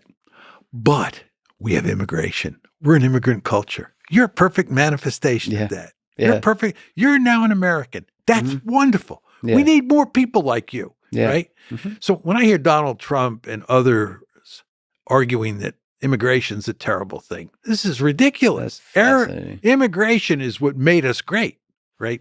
It's when my relatives came over in the middle of the 19th century from Germany and Ireland, right? That's fascinating, because there's been a huge concern that America and other developed nations are not having enough children.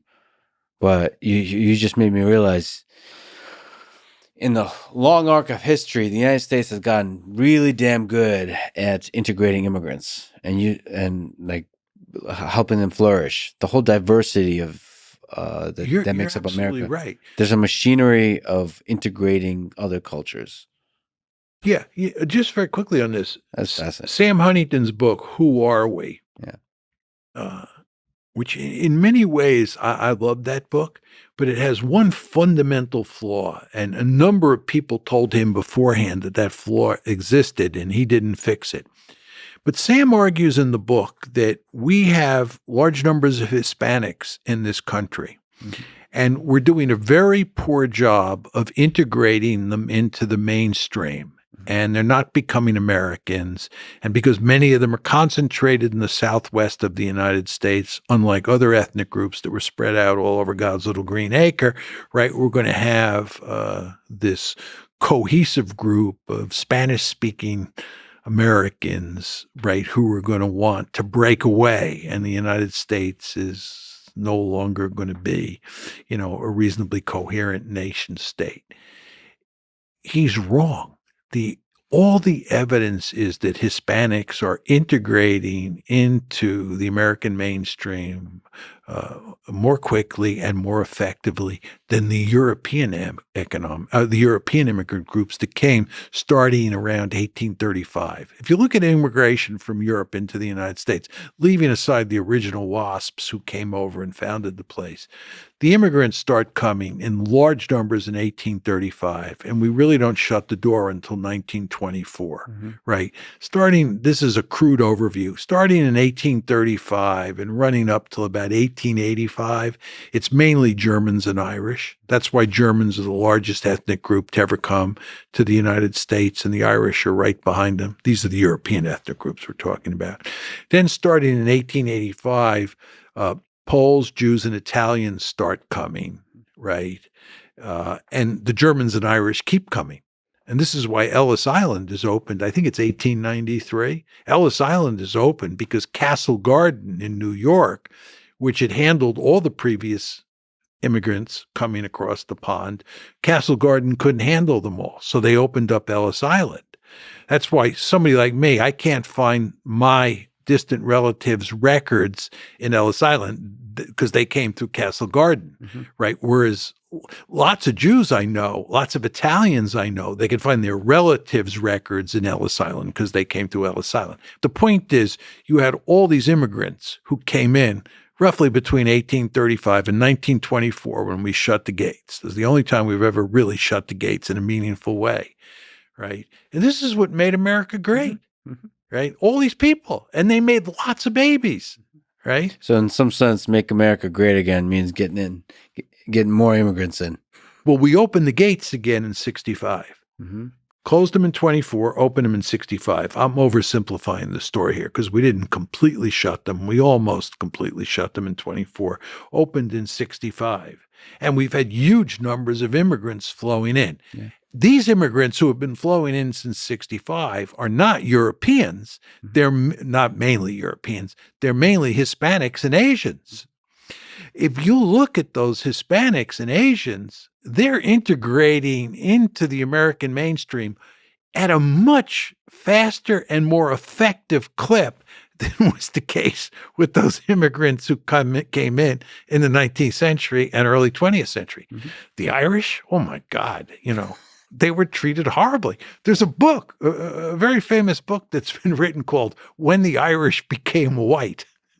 Just think about the title of that book. Yeah. There was discrimination against all these groups, right? And the worst discrimination, of course, was against Chinese Americans, right? But we've gotten much better. And what we should do moving forward is redouble our efforts to integrate immigrants into the American mainstream, Hispanics, Asians of all sorts, because the fact is that America is rapidly reaching the point where it's not going to be an all-white country, right? I have 5 children, and 2 of my children I was a Generation Z, Gen Z. Gen Z is the last majority white generation, right? Subsequent generations are not majority white.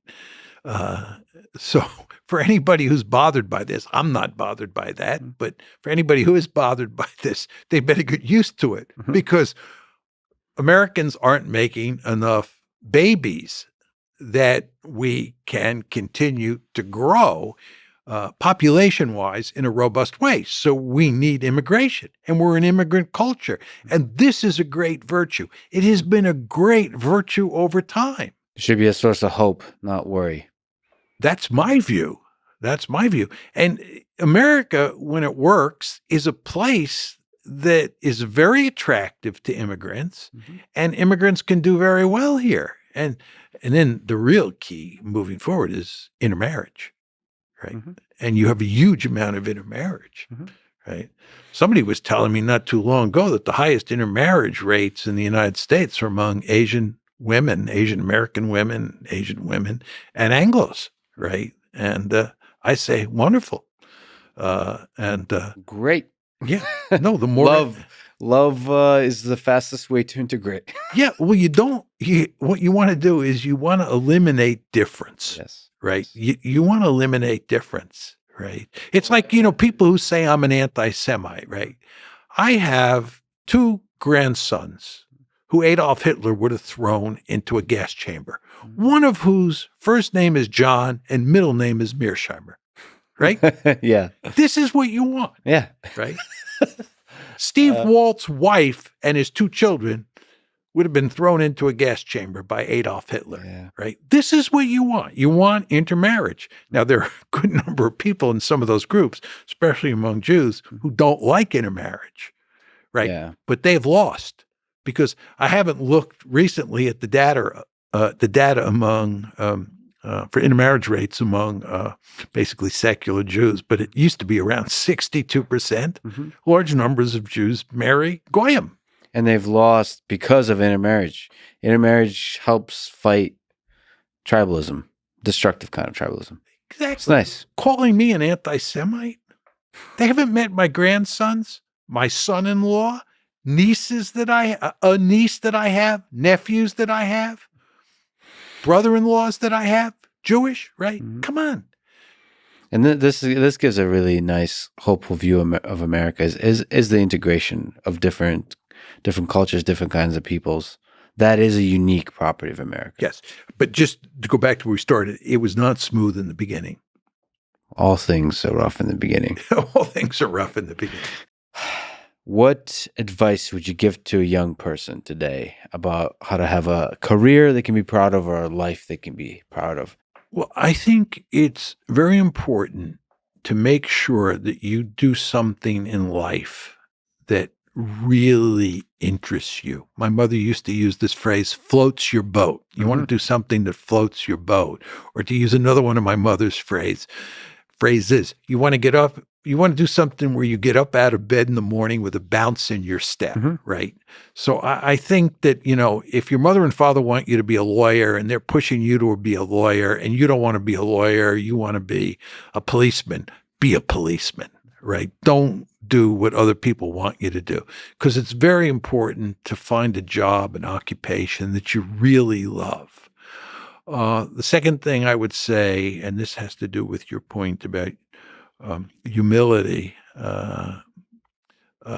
You want to think about the humility hubris index. My friend Steve Van Ever, who teaches at MIT, he and I invented this concept. We call it the hubris humility index.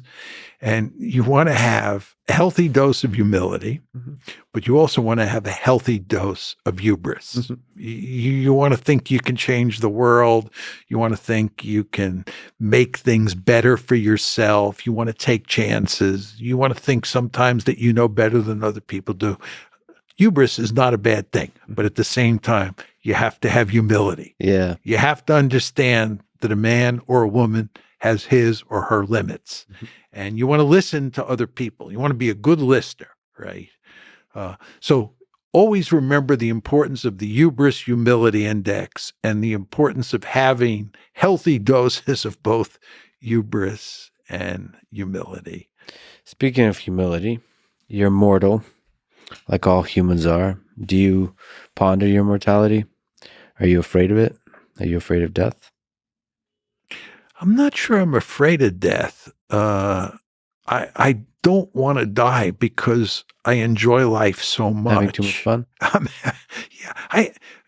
Yeah, given how horrible the world is today, Yeah. I hate to say that I'm having too much fun, but do I find what I do interesting and gratifying? I do. I just love what I do. And I love studying, international politics. And I love being intellectually curious about all sorts of subjects. I love talking to you about this and that. This is really wonderful. And I often tell people, thank goodness I'm only 28 years old, because I do try to behave like I'm only 28 years old. But I am well aware of the fact that as my mother used to say, nothing is forever, and that includes me. Yeah. And when you're 75 going on 76, you understand that you have a limited number of years left. And I find that depressing because I've been very lucky, and I feel like I've won the lottery, and I'm very thankful for that. And I'd like to, make it last for as long as possible. But I do understand that, nothing is forever. Yeah, the finiteness of things. Yeah. You never think that when you're young. You think you're going to live forever, and you're just not going to get old. I never thought this would happen, that I would become 75 years old. Well, you got so much energy and boldness and fearlessness and excitement to you that I'm really grateful to see that, especially given how much I'm sure you've been attacked for having bold ideas and presenting them, and not losing that youthful energy is beautiful to see. Thank you. Not becoming cynical. John, it's a huge honor to speak with you, that you give me so much time and so much respect and so much love. This was a really incredible conversation. Thank you so much for everything you do in the world, for looking out into the world and trying to understand it and teach us. And thank you so much for talking with a silly kid like me. It was my pleasure. Thank you very much. I thoroughly enjoyed it. Awesome. Thanks for listening to this conversation with John Mearsheimer. To support this podcast, please check out our sponsors in the description. And now, let me leave you with some words from Plato. Only the dead have seen the end of war. Thank you for listening, and hope to see you next time.